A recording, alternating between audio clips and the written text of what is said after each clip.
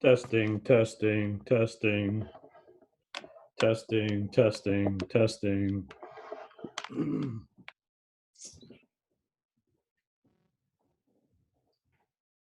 Testing, testing, testing. Do, do, do, do. Do, do, do. Do, do, do.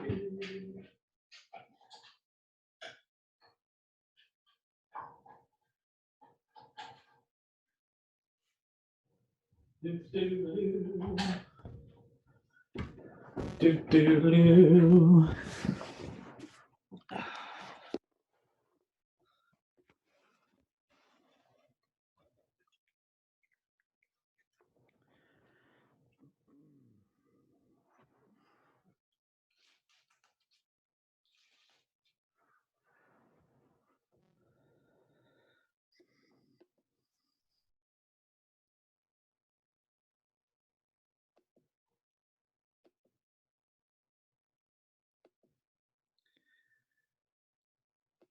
Hey, everybody.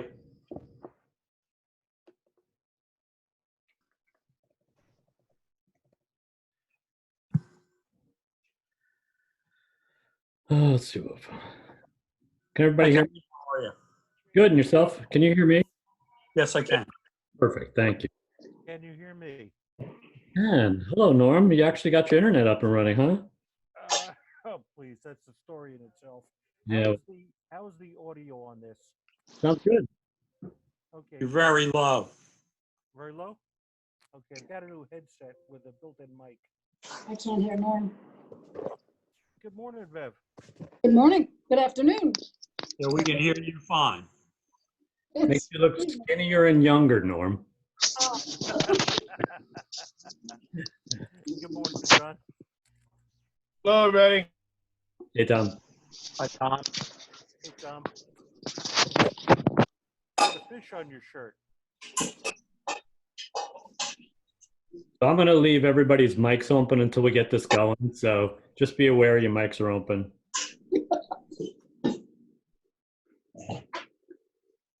okay, this is better. How's that? I can see you, Bev. Yeah, I can see you. How you doing? I'm good, thank you. Hopefully you are as well. Yes. Just got my hair cut. You did or I did? Both of us. I was actually, I haven't really done anything like personal grooming because I'm not going anywhere lately. So today I figured, well, so I got out the razor, I shaved, I trimmed my hair, and my wife was like, well, look at you, like, who are you going to meet? Like, Yeah,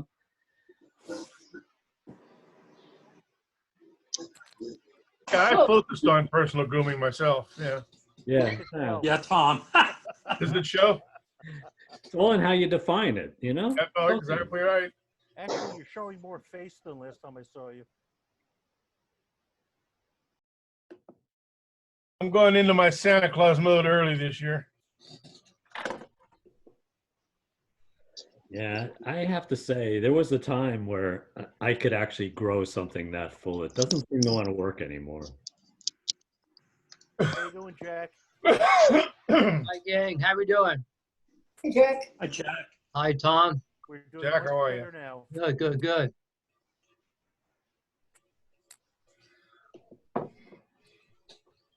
It's Pops.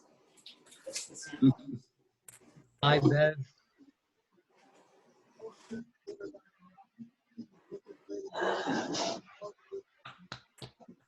Doug, you changed your name again.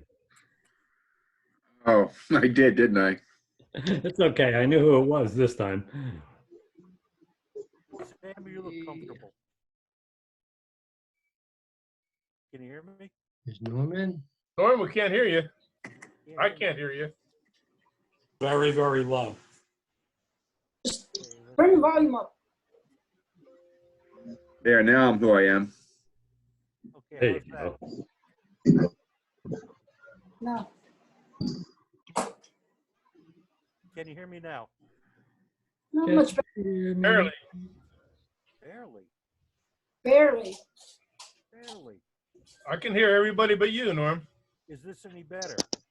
Yes, Oh, but not a lot. Okay. Take your shoes off, Norm. See if it works better that way. Not sure I understand that one. There you go. Oh, I don't know what you were doing, but it sounded good just there. That's better. Okay. Okay.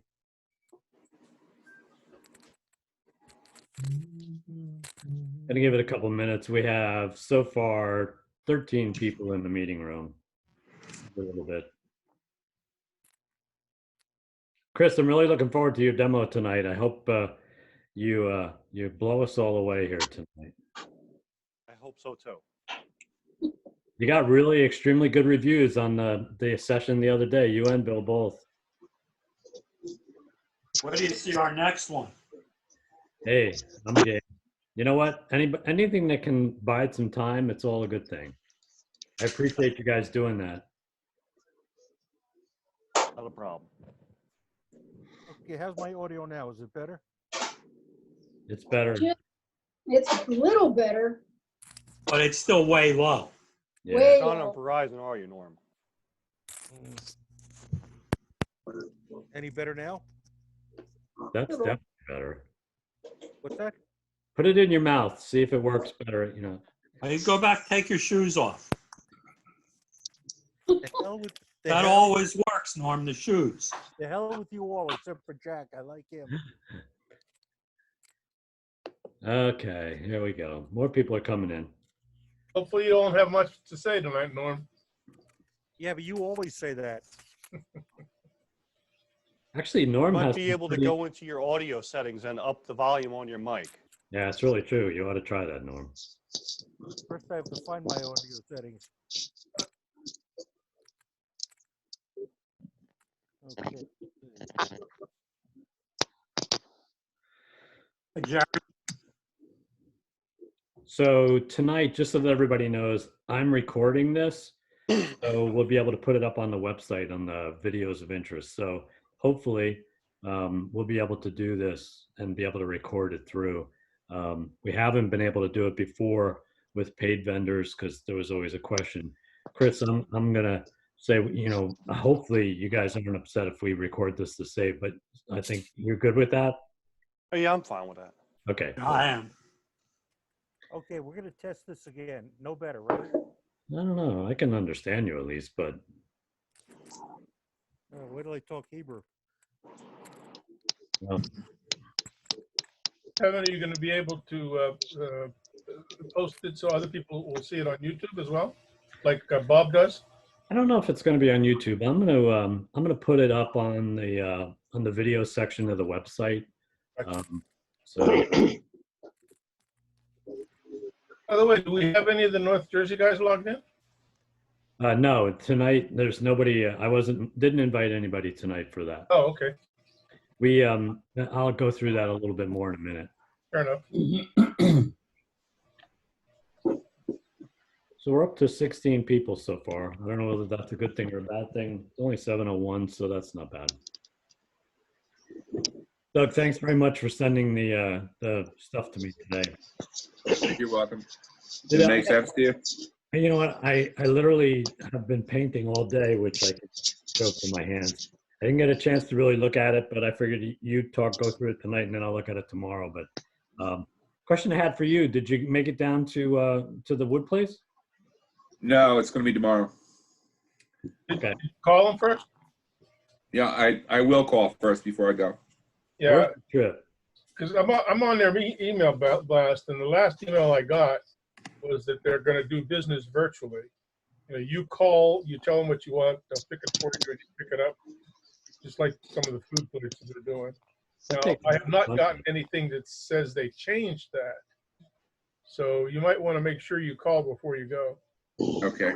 They may not let you in the store. Of course, with today governor's new change today, maybe people will be more liberal. I don't know. You know, virtual in that place, I don't know how it would actually work because half the fun is rummaging around in the Figuring it out, spread. yeah. So Which one's that, Willard? yeah. Yeah. The I one get- up in Old Bridge is back to their normal hours and everything. Yeah, I've only been to the one in Trenton. Who's in Old Bridge? Oh, Montra? Monteith, Monteith, Monteith. Yeah. Oh, no, they're not in Old Bridge. They're up in Sterville.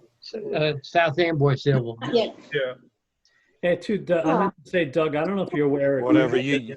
You had said you went to Jaeger. Over here, I think. Jaeger in Yeah. Belmar has all the exotics. Yeah, I went there. Okay. Jaeger, Yeah, that's all I could get at Jagger was those woods that I mentioned. Yeah, so Jaeger, they originally bought out what's called, I forget the name of it, a long, long time ago. It used to be in a warehouse right at the end of the runway of Newark Airport. The guy that runs the operation out of Point Pleasant, they bought his stock, lock, stock, and barrel. And, he had really good stuff down there. But they decided to not to continue to to stuff so much of the exotics in there anymore. So they're running down. So principally now it's cherry, mahogany, that stuff. I was in Monteith in March twice, right before everything closed down. And they had a huge selection of domestic hardwoods and a decent selection of imported hardwoods. They have a lot of the exotics. A lot of it is just 4/4. It's hit or miss if you want it thicker than 4/4 Yeah. for the exotics, but their selection was pretty decent.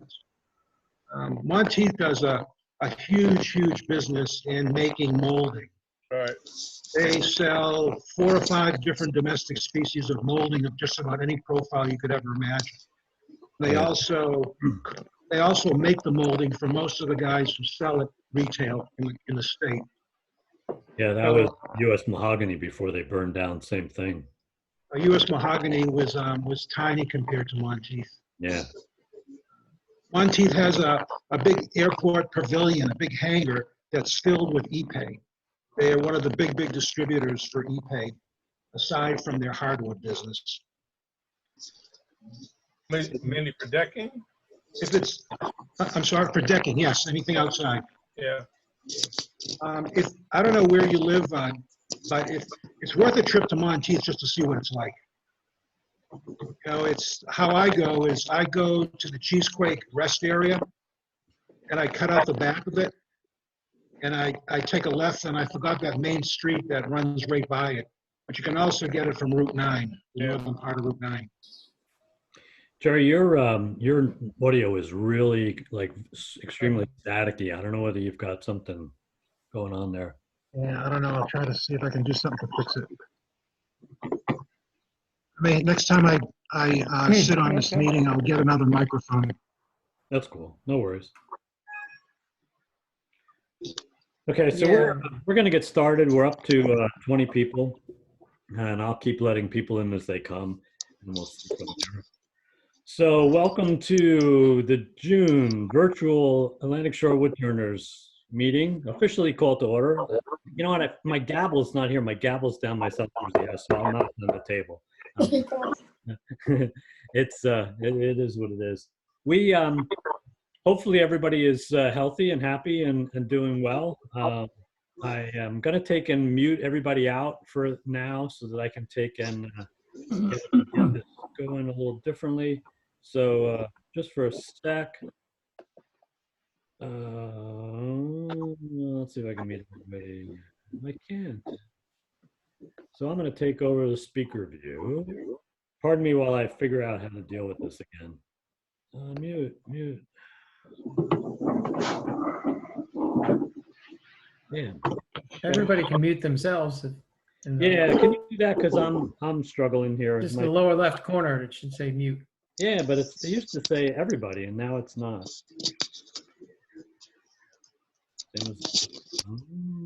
Speaker, switch audio, dispense, mute all. Here it is. I got it. Okay. Sorry. Okay, that'll help make it a little quieter. So again, kick this off, and we can take and do this for a little bit. One of the things that I wanted to do is give Chris as much possible time as we can so that he can do the demo.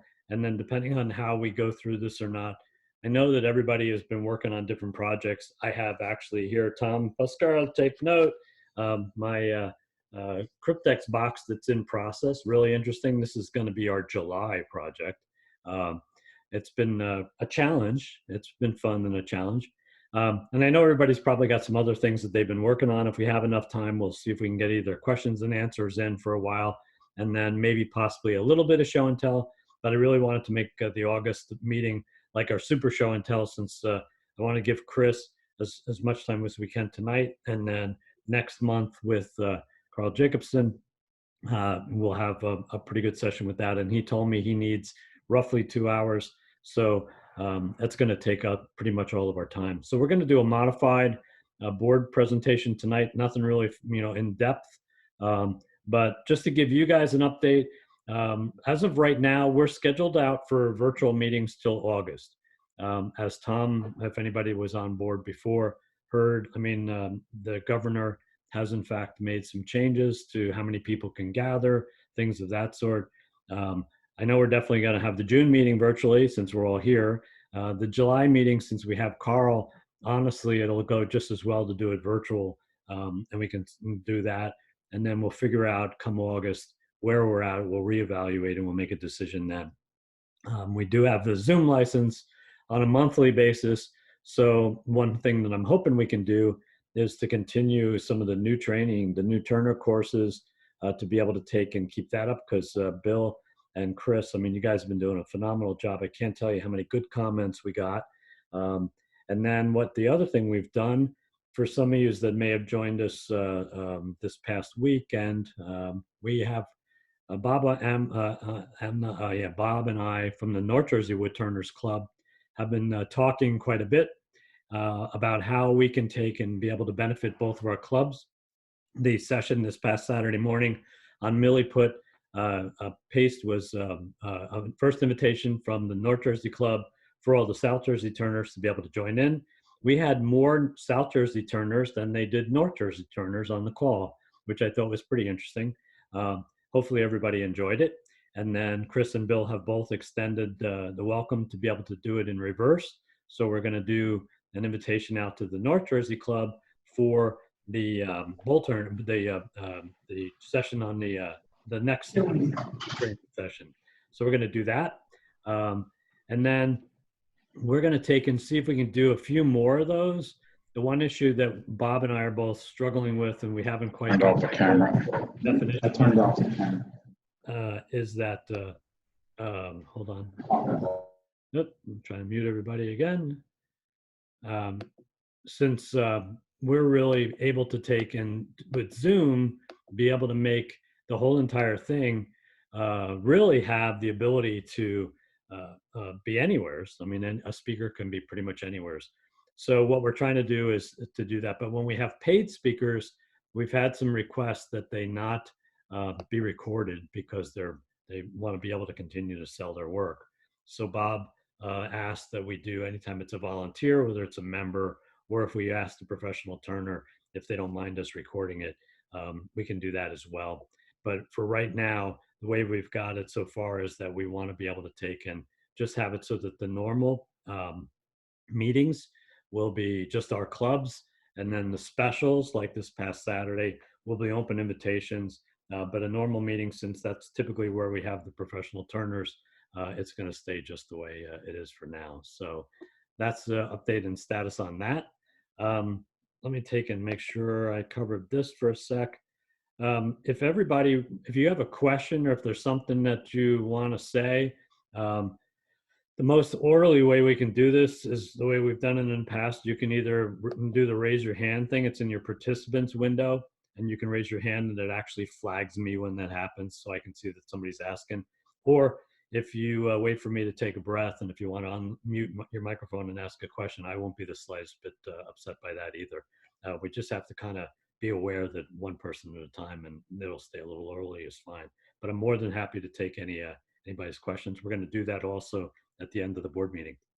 So covering as far as meetings, vendor for next month, where we're at, sharing with the North Jersey Club. I didn't have much else that I was bringing to tonight.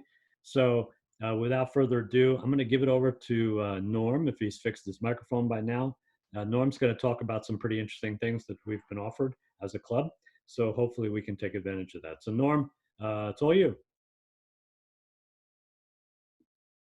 Hello, Norm. There you I'm go. unmuted. Okay. Hopefully everyone can hear me. Uh, I'm speaking a little louder now. First of all, I just wanted to let you know one of the largest events which we attend and which we participate in each year is the woodworking show. Um, we go, we demonstrate, we teach, we snag some bargains, and this year, of course, as we all know, it was canceled prematurely. The tail end of their season, and just this month, I received an email from Jess Clegg, who is the club contact. They were just letting us know that they're still in business, they're still around. They anticipate a return to the woodworking scene next year, and they're basically extending their hand and staying in touch with us. I of course responded, letting them know that we're here, we stand willing and welcome, and ready to help. Now, that's one. Two, I received an email from our friend and club member, Barry Gross, just a couple of days ago. Barry wanted to let me know that he has decided to create a special sale for our club.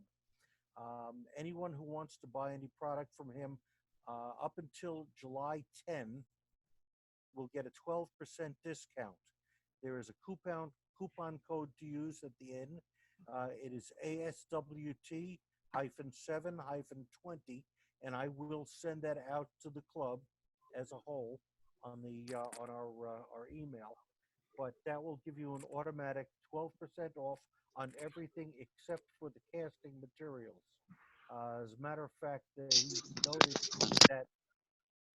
noted that Larry Morgan had recently purchased something, and he extended that discount to Larry as well. So if anyone is interested, there is a little bit of savings, and we'll continue to try to do what we can to save money for each of the club members. That's what I've got this month.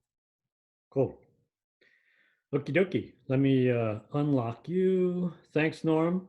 I'm going to take and unmute Doug. Hold on. Just 1 second. I'll get this computer stuff down. Doug, I think your mic is open. I am, yes. There you go. Okay. Our treasurer's report. We had a beginning balance, or a May meeting balance, of $2,219.59. During the last month, we had expenses: the Pence demonstration of 200, Club Express for 24, for a total of 224.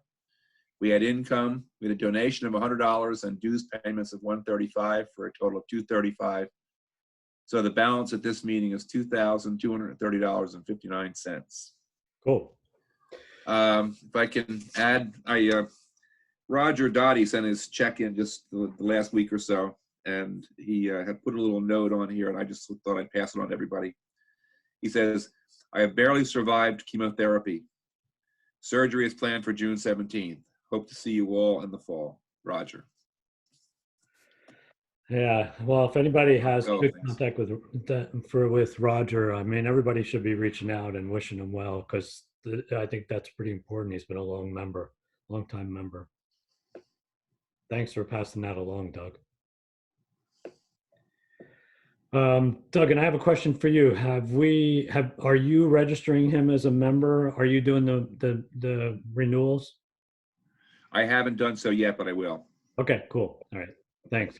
If not, I'll do it. It doesn't matter. I just wanted to make sure he gets emails. Question, Kevin. What does that bring our membership up to this year? It's 60 paid. 60, yeah.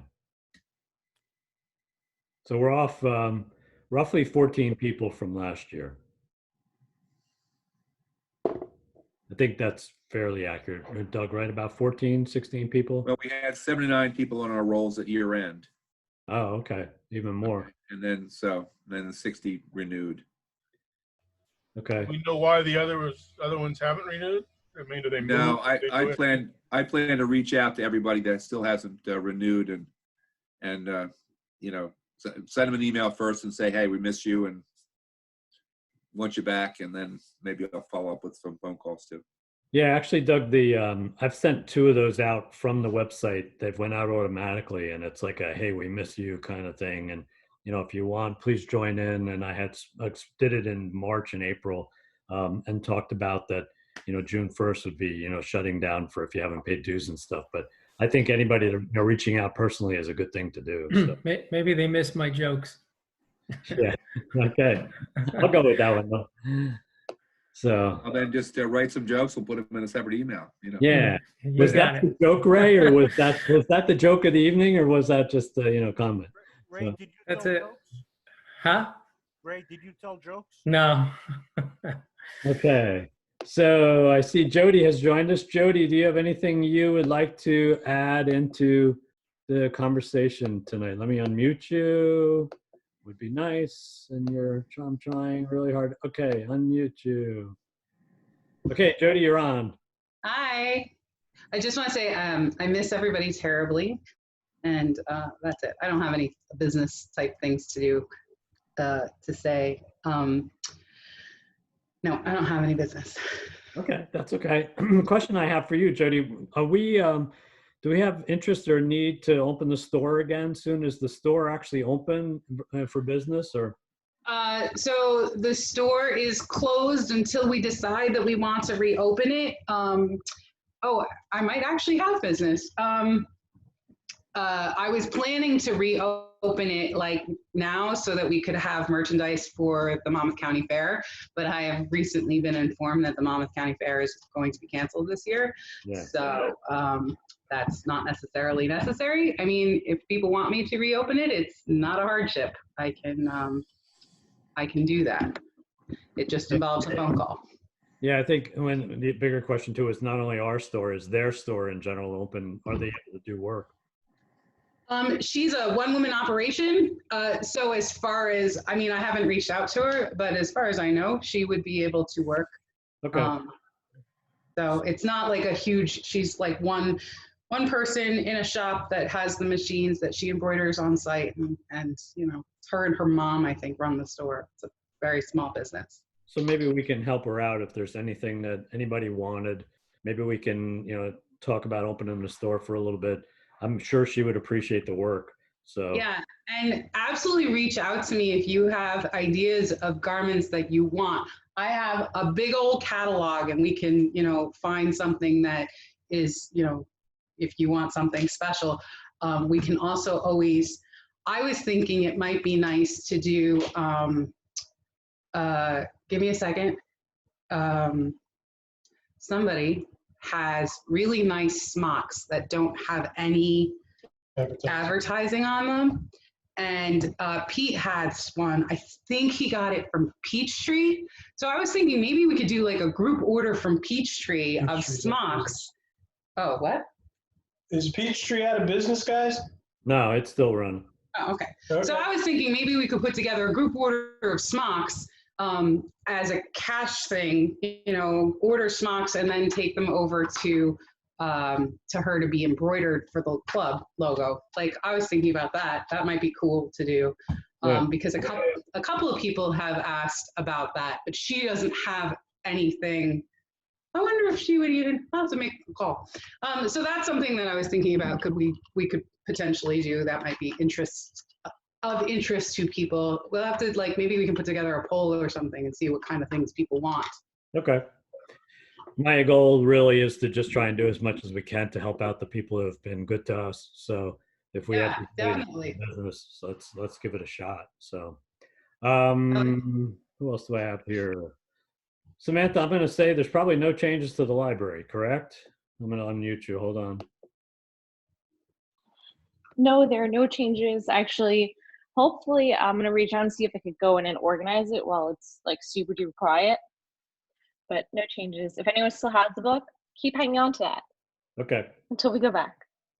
Yeah.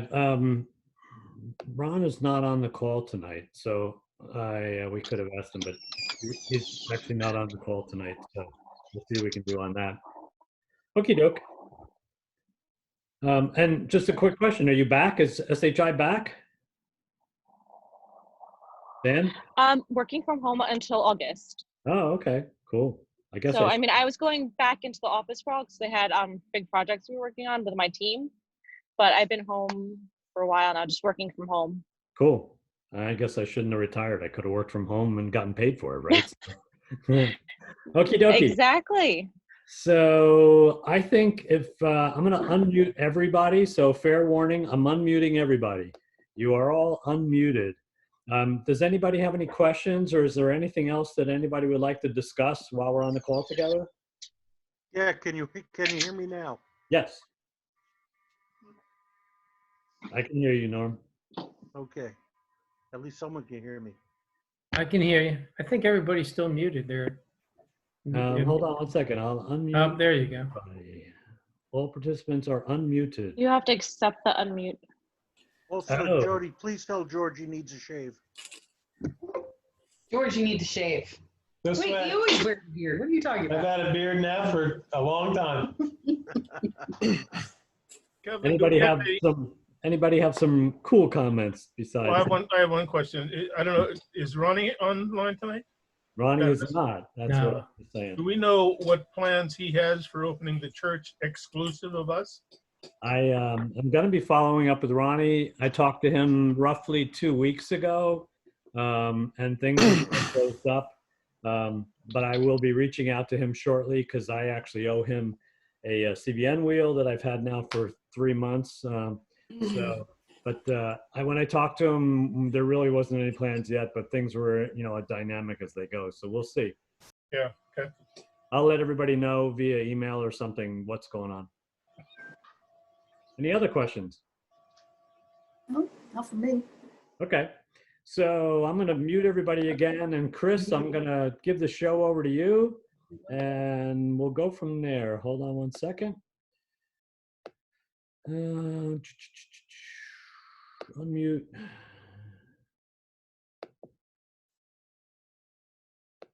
Chris, can you talk now? Are you unmuted? No, I'm unmuted now. Can you hear me? I can. And I'm going to take and highlight you as the video. You are good to go. Oh, Okay. There we are. Okay, welcome everybody. So this is a class on making a few different pieces of jewelry out of wood right on the lathe.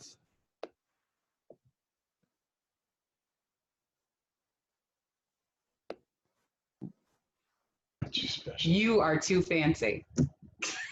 Yeah, I don't know why it's auto playing.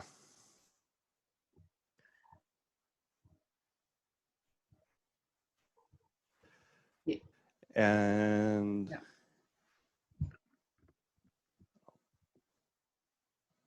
that's better.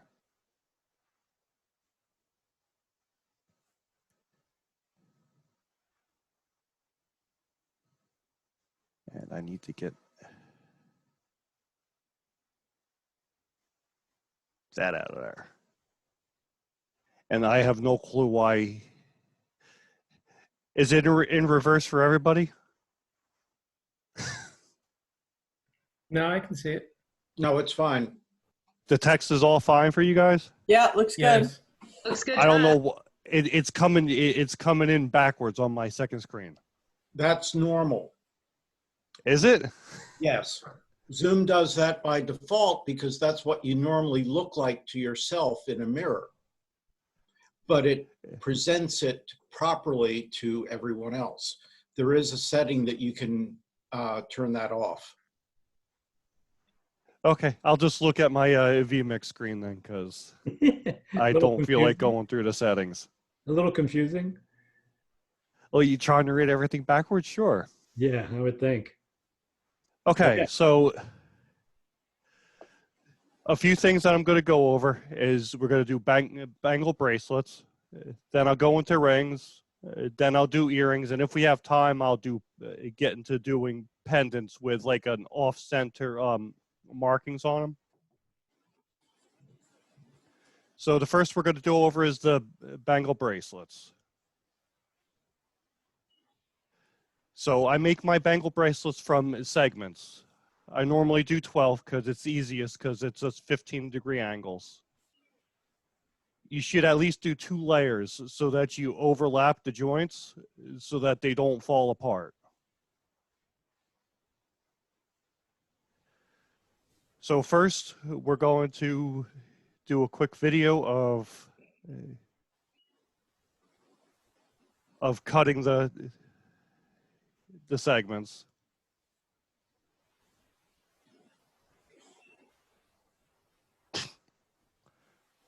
I took the audio out because I figured nobody wants to hear the table saw running.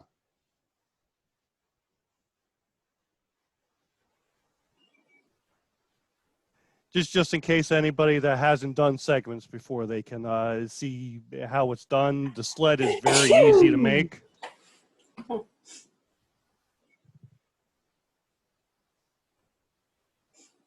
Excuse me if this is like a stupid question. How are you measuring the length of the segment? Is that what that other second sled thing is for?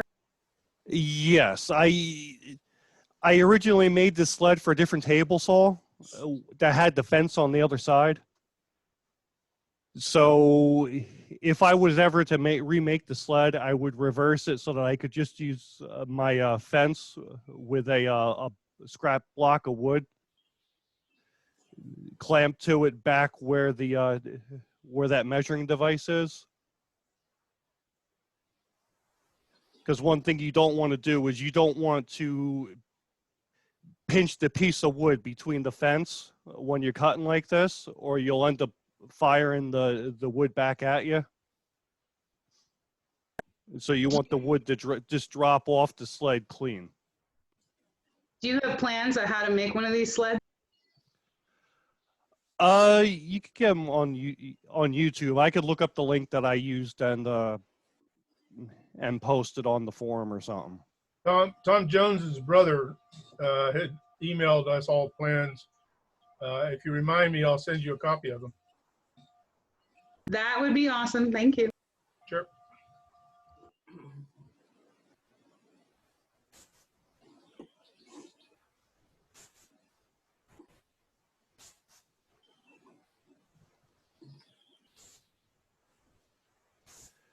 Okay, so once we have the segments cut, now I was going to go through this again. You got to glue all the rings. I just use worm clamps, pipe clamps, whatever you want to call them, to tighten them down, to hold them together until the glue dries. Then you got to clean the tops and the bottoms so that they're all flat.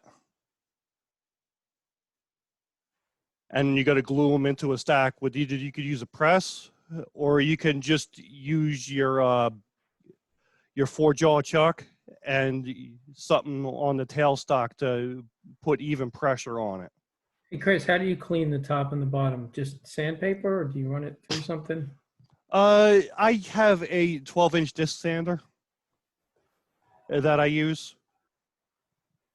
But you can use a piece of sandpaper on a flat surface and then kind of do a figure-8 pattern.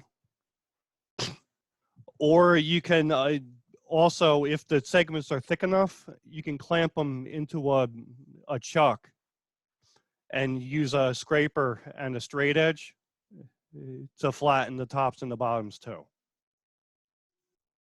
Hey, Ray. Yeah. I took a piece of Baltic birch plywood, cut a 12-inch disc out of it, mounted it to a 2-inch faceplate, and I can just go and glue the, they sell 10-inch discs in Harbor Freight of sandpaper, and that works great. Okay. Okay, so then the next step is we're going to mount it into the chuck.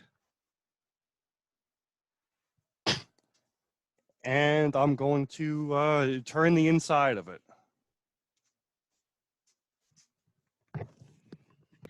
How do you decide what the inner dimensions are going to be?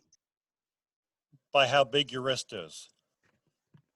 So this is specific for something that you like for, I don't know, somebody you know? The average size of a Bengal bracelet for a woman is roughly around 2.5 inches. But that's just the average size. If they have bigger hands, you'll need to make the inside bigger.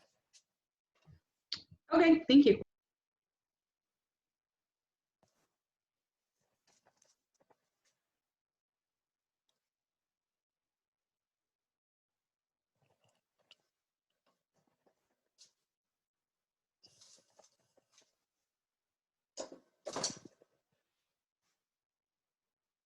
All right, so you get this guy spinning. I'm going right around 1100 RPMs.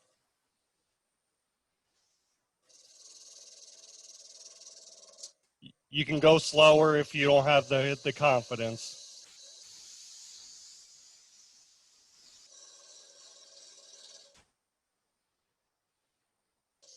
But you basically just got to do a push in with either the point, or if you have a sturdy enough like straight scraper, you can use that too. But it's got to be thick. Is that a skew you're using? Yes, it is.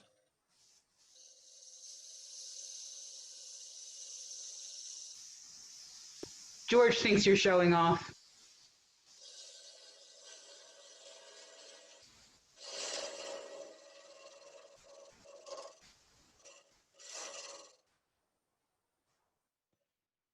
Check the inside.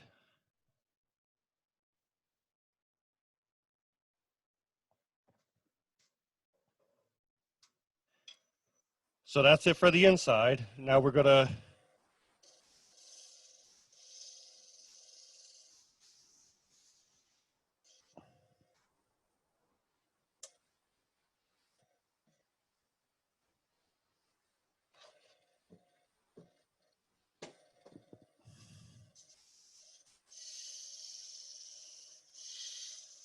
round over the inside corner a little bit on this side, because when we mount it, it's going to be on this side, so we won't have access to it.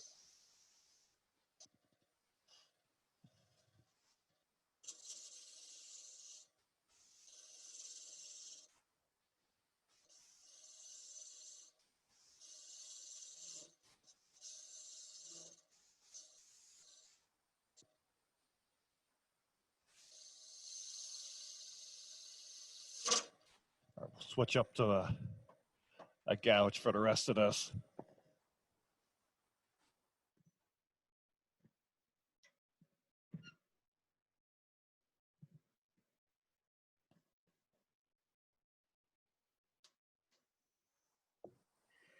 Hey, Chris, you might want to take and just swing your camera 3-4 degrees to the left and up just a tiny little bit. Now move the camera to your left. There you go. Like that? Yes, indeed. Now you're centered. Okay. All right. Is that good for everybody? More better, thank you. Yep.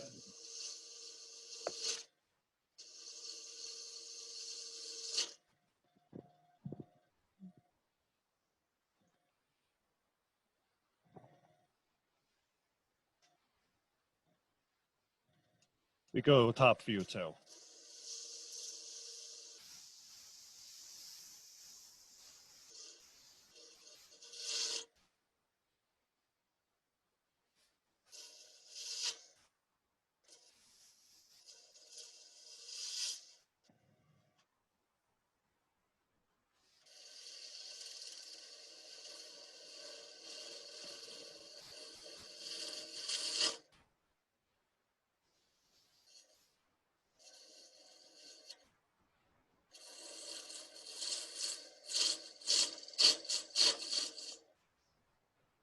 Chris, is that a bowl gouge or a spindle gouge you're using? No, this is a spindle gouge.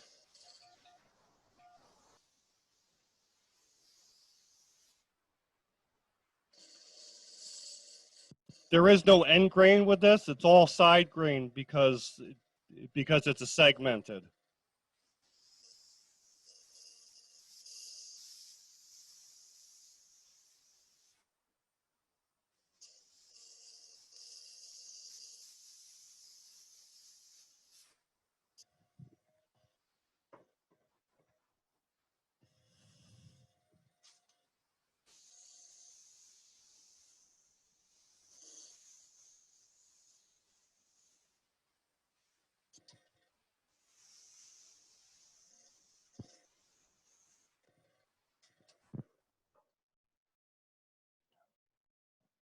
that's still way too thick. What kind of wood are we using here? It's Paduke and maple. Or no, sorry, this one's Paduke and cherry. Just two pieces I had left over from a larger segmenting. You only need about a 12-inch long piece to make enough segments for this.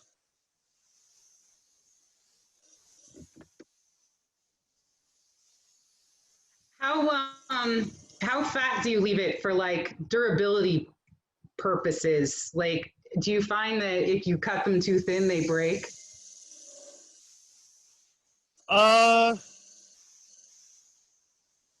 They don't really break.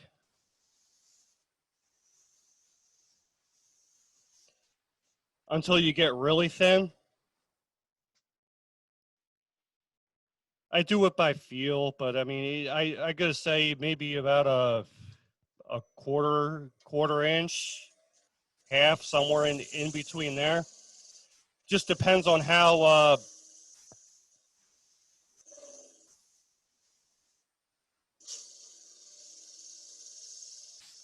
chunky you want the bracelet to be.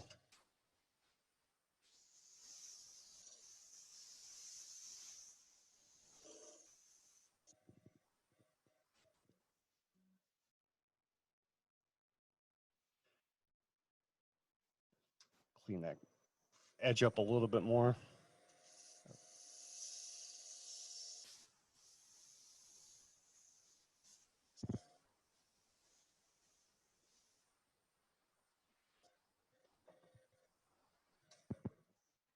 Okay. Wait, before you take it off, can you switch back to the front view so we can see like the wall thickness? Yeah.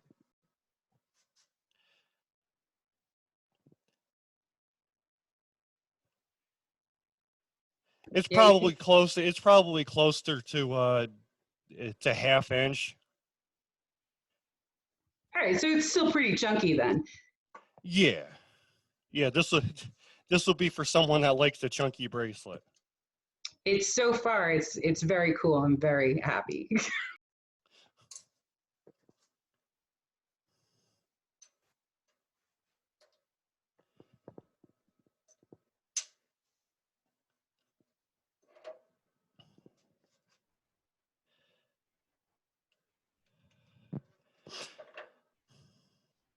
And I'm probably going to need to reposition this camera, maybe.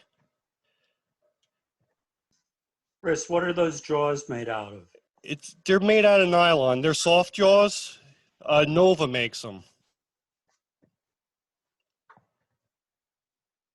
You basically, they're this diameter, that thick. Right. And you turn them down however you want them. Oh, that's pretty neat. Yeah, they come in handy. I've turned these down a couple of times.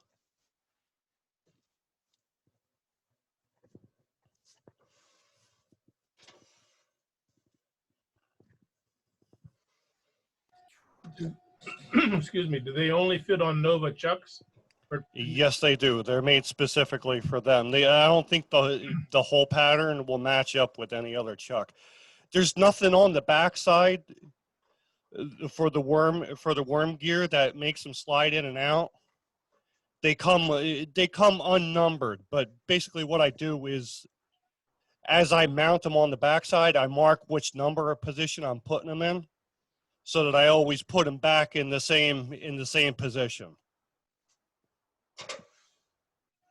Do you think fabricating something to use on a faceplate and create a jam chuck would work just as well? I don't know if Yeah, you could, or if you wanted to, you could even take a couple pieces of hardwood and cut it into a pie. And if you use your jaws to mark the holes. Yeah. And you can make your own. You can make your own chuck, like your own jaws out of wood.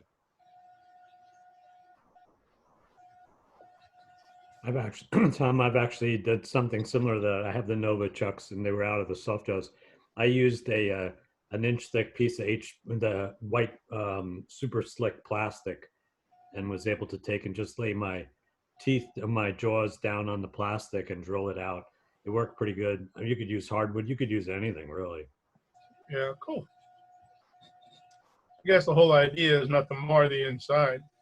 Yeah, that's why I use the soft jaws. So I'm just going to go back to using my spindle gouge.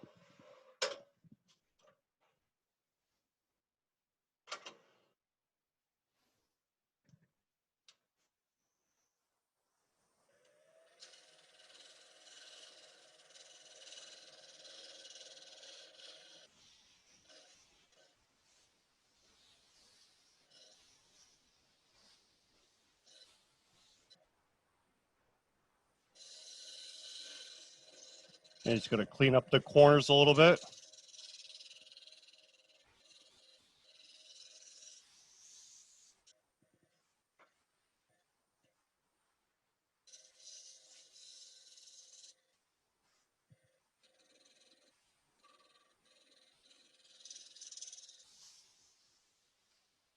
Hey, Chris, was that stock 3/4 when you started all of it, the segmented stock?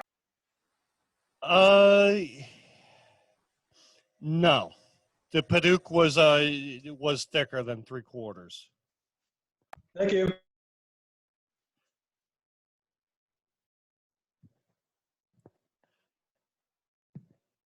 All right, so there is the bracelet.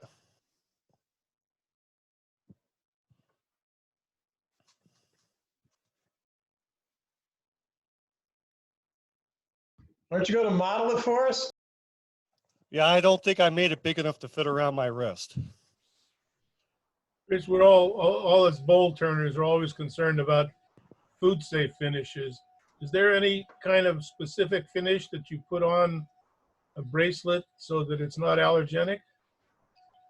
I've only done polyurethane and lacquer on them.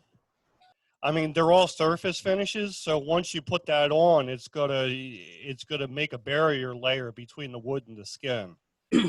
It's just depending if the person is allergic to the polyurethane or the lacquer. It looks great, Chris. Can we get another up close look? Yeah, really nice. Looks great. Yeah. Good job. Maybe make me a set for napkin rings too, you know? It's super pretty. I love the inside grooves on it. Thank you. All right, so next, you give me 1 second because my car mechanic tried to call me. Somebody that actually can use a car, huh? Jeez. So. My day job is essential, so I have to work. There you go. I haven't put gas in my car in 3 months, guys.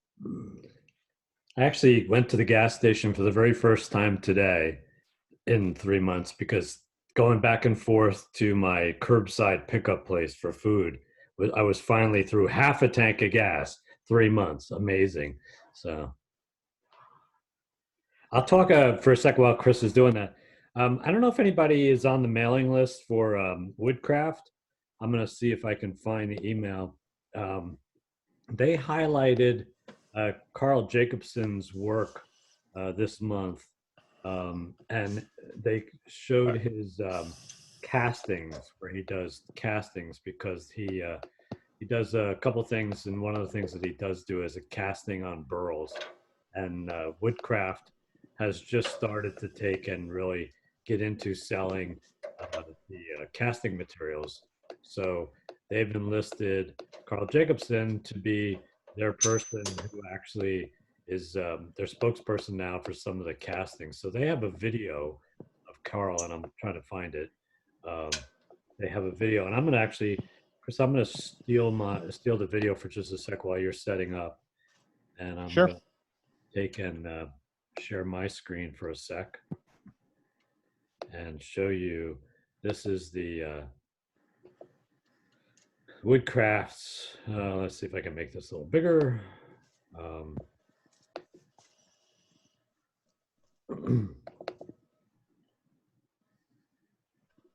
let it go away.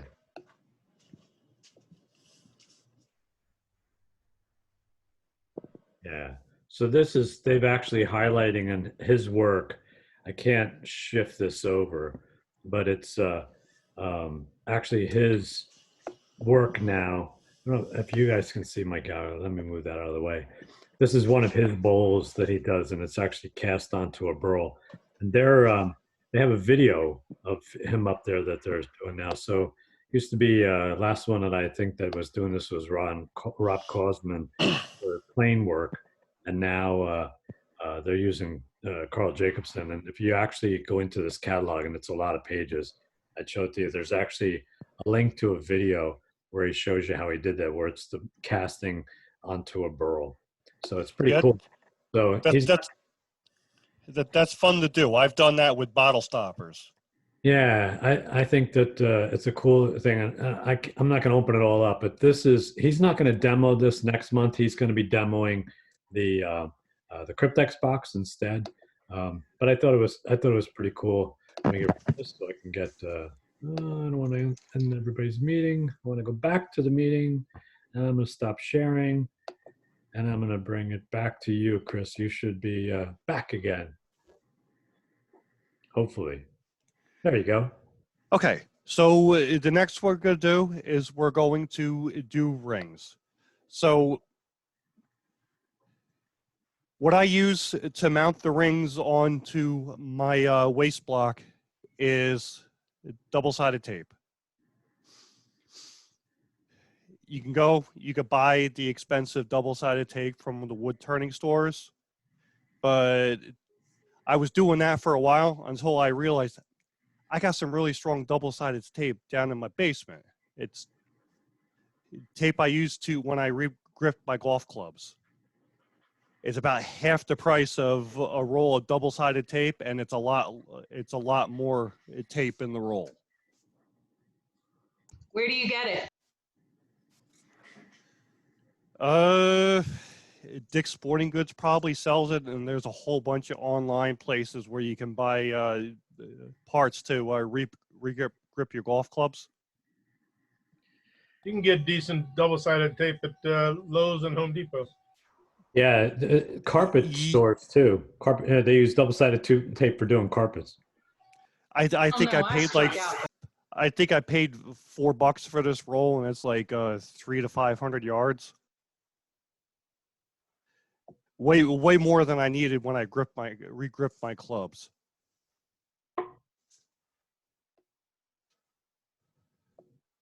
I threw all mine into the third hole into the pond, so they're gone.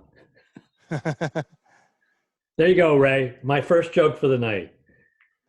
Very good. Good job. Good job. That's why we picked you. Yeah, yeah. Nope.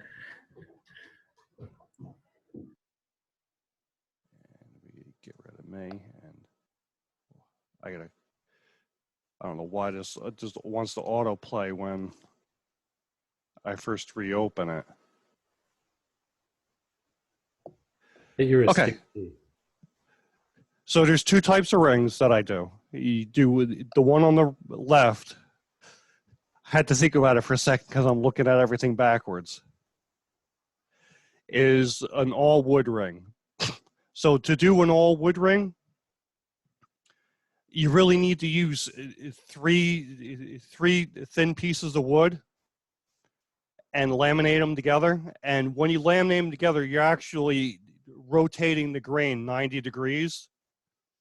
That way it's going to lock everything together so the ring doesn't break at the grain joints. That one that I made, I think I used leopard wood and a piece of zebra wood. The one on the left is a two-part stainless steel core.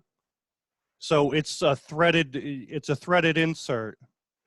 You make the piece of wood 6 millimeters wide, and then you epoxy the core in and thread it together.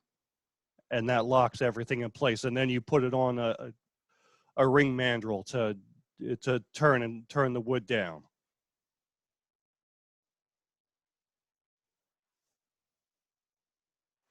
So to mount the wood, you're going to use a piece of double-sided tape, a little bit bigger than the piece of wood you're putting on. Press the tape on nice and tight.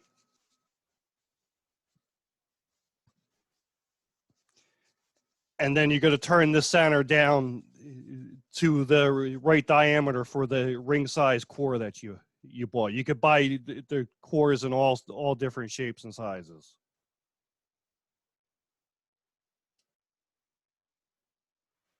And once I get this backing peeled off this tape, we'll flip over because I'm going to turn an all wood ring.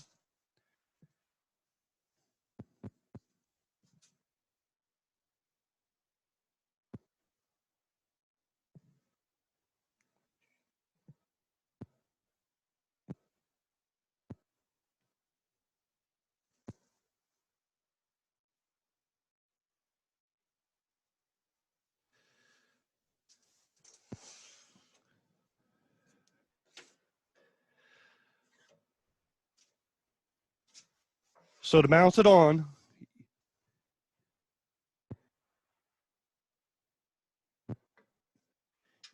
you're going to use your tailstock to apply pressure for a few seconds. Hey, Chris, is that a And now it one-way? ain't. Yeah. Sorry, I'm listening.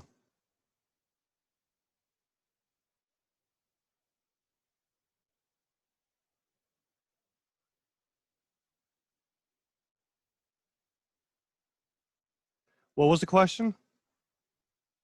Is that a one-way center? No, it's a robust. Same thing. Thank you. All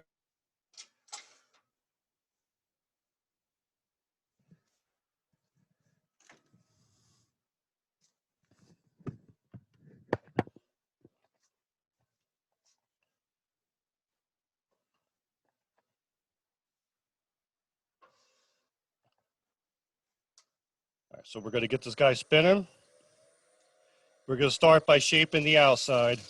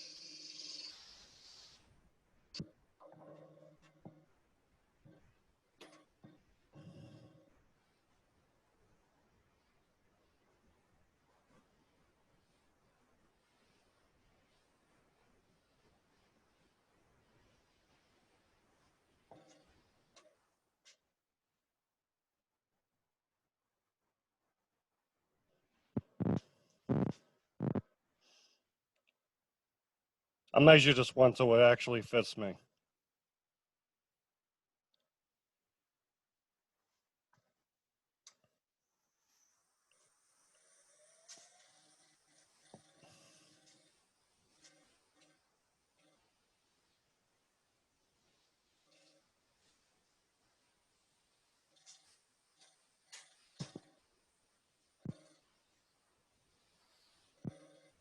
So once you got the outside shape,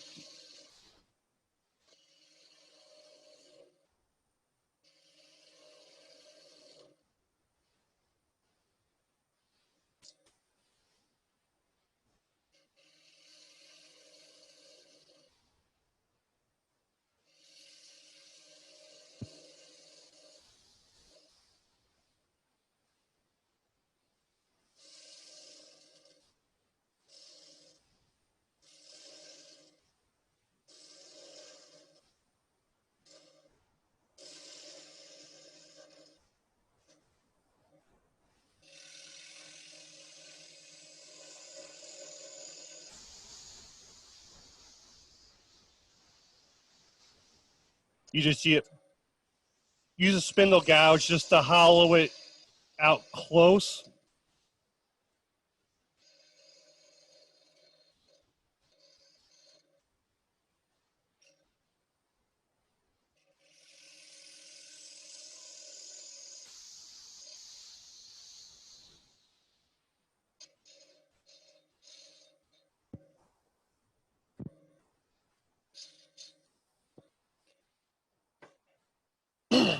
And then you can use a square scraper.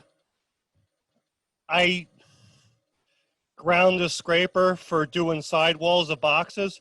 So this edge, I actually cut a sharp edge on.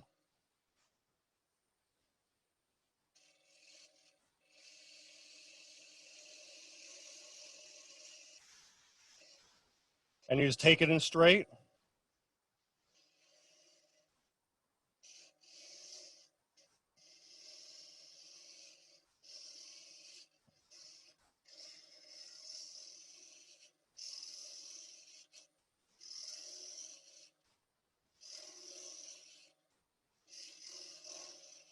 cutting the sharp edge on the one side allows you to easily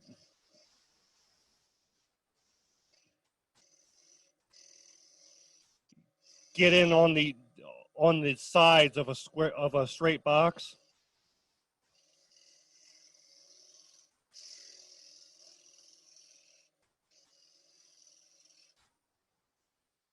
And scrape the sides out.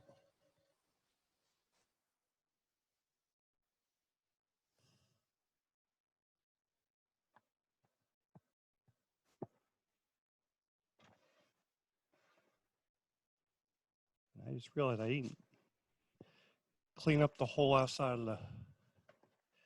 of it.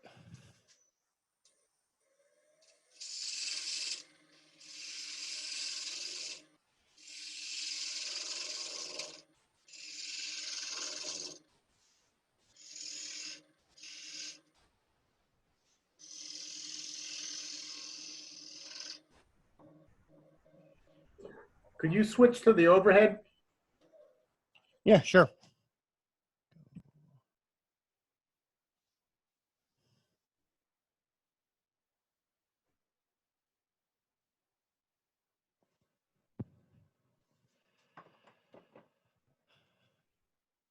All right, so now we're going to pop it off and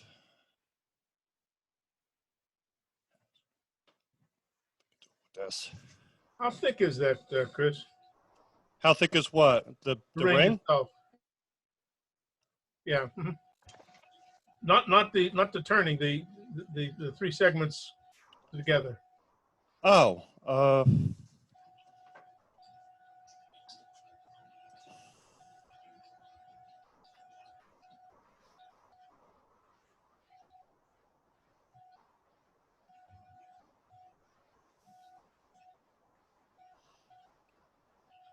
63 1/28. 63 128. For those of us who are mathematically challenged, 63 1/28. It's right. So it's about a half an inch.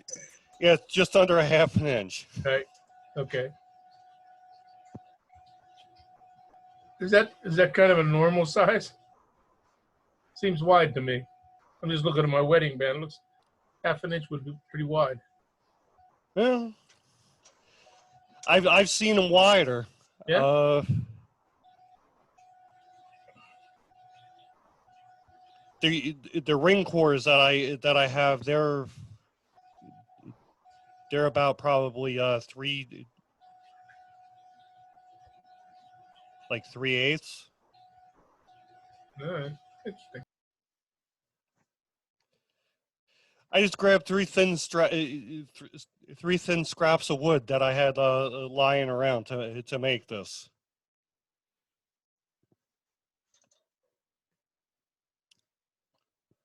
All right, so we're done with the scrap block.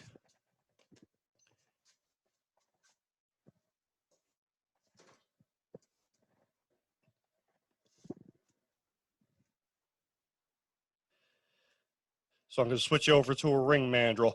You can do this with a scrap piece of wood and just make a tenon that's just big enough for the ring to slip tight over top of the tenon.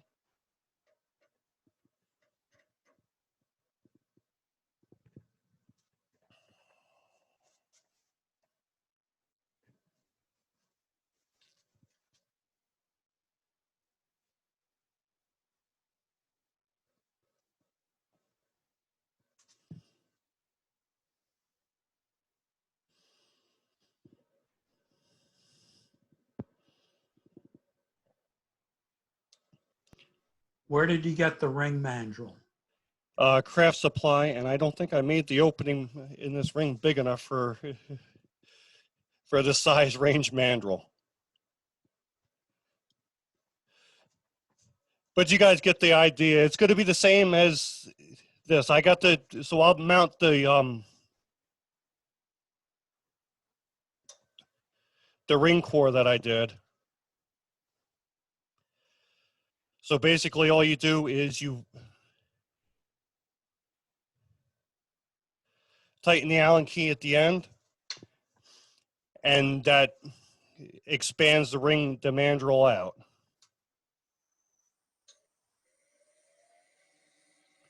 And it's held in with a drawbar collet chuck.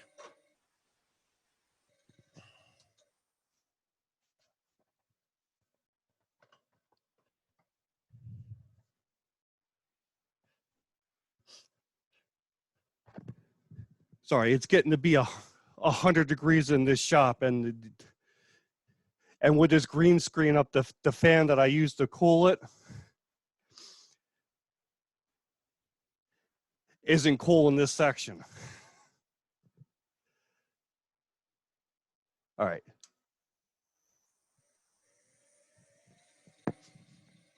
Chris, do you want to take 5 minutes maybe, and you can? No, I'll finish the ring, and then I'll go we'll take a quick break to do a bathroom break, and I'll go get something to drink. Okay, sounds good.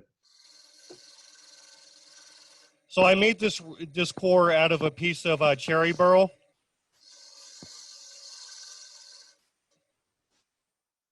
And there was a voided spot, so I filled the voided spot in with some crushed turquoise, which is probably going to instantly take the edge off of my my gouge when I get to it, but we'll find out.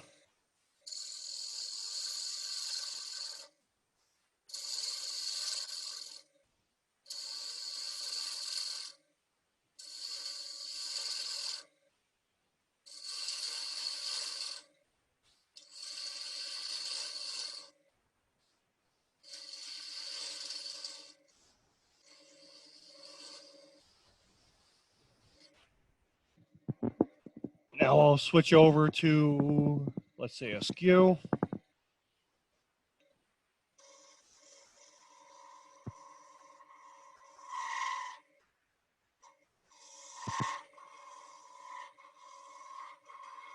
You're using that skew more as a scraper, right? Yeah, a negative rake scraper. At this point, I'm just going for something with a really wide, flat edge, so I can make sure everything is flush with the stainless steel core.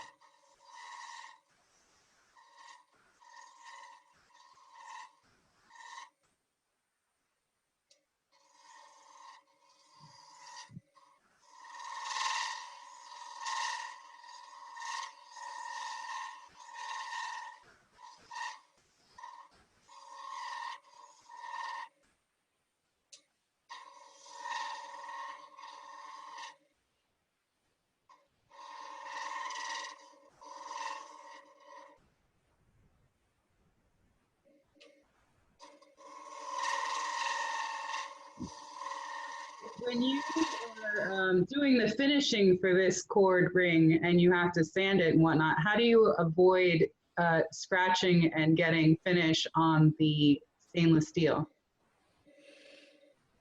You don't. You I mean, the stainless steel, it'll sand up just like the wood will.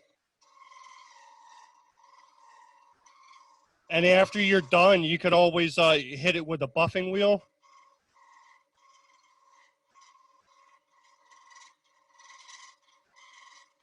And polyurethane for these two? No, for a ring, I generally would go with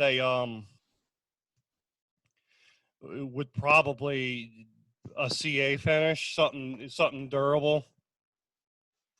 You could also, if it depends on the wood. If it's a really hard wood, you could just do an oil finish and then just buff it really good. So there's the ring. I love that crushed turquoise, man. That looks great. Yeah, That's pretty cool.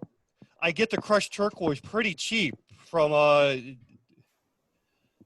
online supplier. It's not natural turquoise. It's man-made.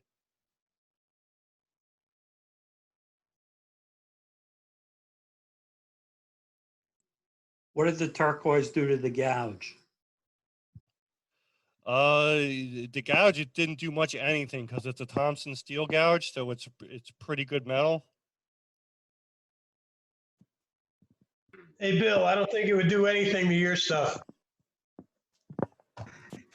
Can you show the ring one more time? Yeah, I'm wetting it down a little bit. Don't ask what I'm using to wet it down. I'm afraid.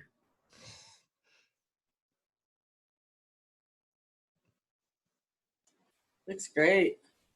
That's super, super Really great. nice. What kind of wood is that? It's a little piece of scrap cherry brill that I actually got from Gary's house.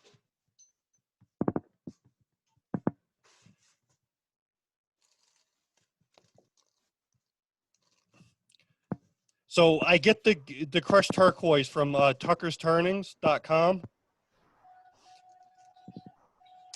And basically the bag, you get a couple different size crushes in the bag. So it comes with pretty much a powder, then a medium crush, and then some larger pieces. That gives you some variation when you sand it down. And he also throws in a little 1 ounce bag of the really fine stuff. So what you do is when you fill in the void, if you have little voids in the turquoise, you could go in with the really fine stuff, work it into the cracks, and then put a drop of thin CA glue on it, and that locks it in. What do you use to fill the bigger voids, CA or epoxy? CA glue. I pack it in as good as I can, and then I drip it in. If it's a really deep one, I'll do it in a couple layers so that I can make sure that the CA glue gets all the way through it. The thin CA glue? Yeah, you got to use the thin stuff because basically it's just when you drop it on, you can see it almost instantly just like soak into all the little bits and pieces. Right. But if the void is too deep and you pack too much in at one time, you'll have dry spots.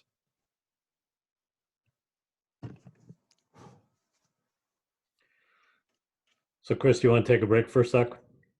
Yeah, let's take a 5-minute break. I'm gonna go grab something to drink. And Okay. Chris, when you get back, could you show us the actual metal inserts that you used and how you put them into the wood? Yeah, hang on. You can do that when you get back.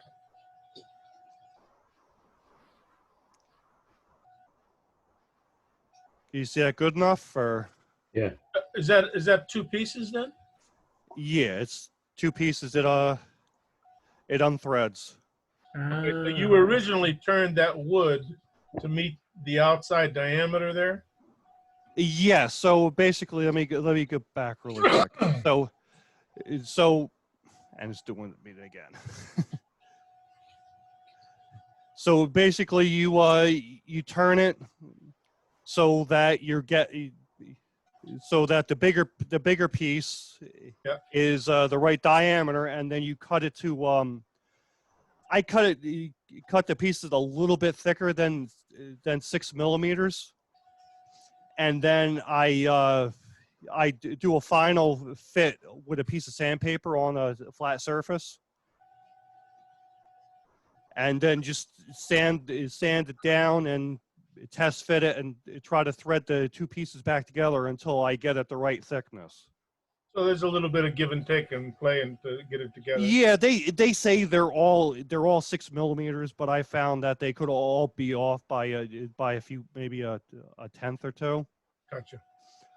So you size it so that when you thread it back together, the seam inside it pretty much disappears, and then you unthread it and you coat the inside of the blank with some like 5-minute epoxy. Yeah. And then quickly thread it back together before the epoxy dries. That's the fun part with the slippery epoxy, taking away some of the friction to thread it back together. Cool. Okay, Chris, why don't you go cool down for a few minutes, get something to drink. We'll take 5. I'm going to unmute everybody if you're interested, and we can socialize for a little bit, make it like a real meeting. Does that work for everybody? If not, just mute yourself because I'm going to unmute everybody right now. There we go. So I everybody. think this is a summer of getting an air conditioner for the garage. Yeah, good luck with that.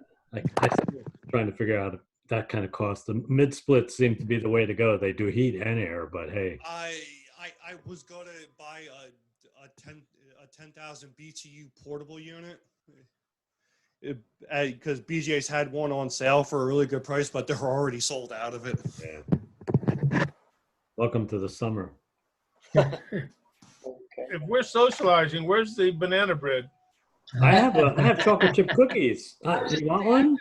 I would love one. Samantha, where's the cookies? I've actually been making banana bread, not cookies. I'll take it. Yeah, but Tom's drinking beer. No, that's iced tea, actually. Yeah, right. Yeah. Oh, it's not. Well, we Why don't your have to head on drive, there? so right? No driving, so beer's okay. There you go. Why not? Turning. It's not turning or driving. I was not aware that we had a no alcohol consumption policy. I haven't read the bylaws lately. I'm not sure about that one. I'm cheating though. I put it in my coffee cup, so you can't tell, right?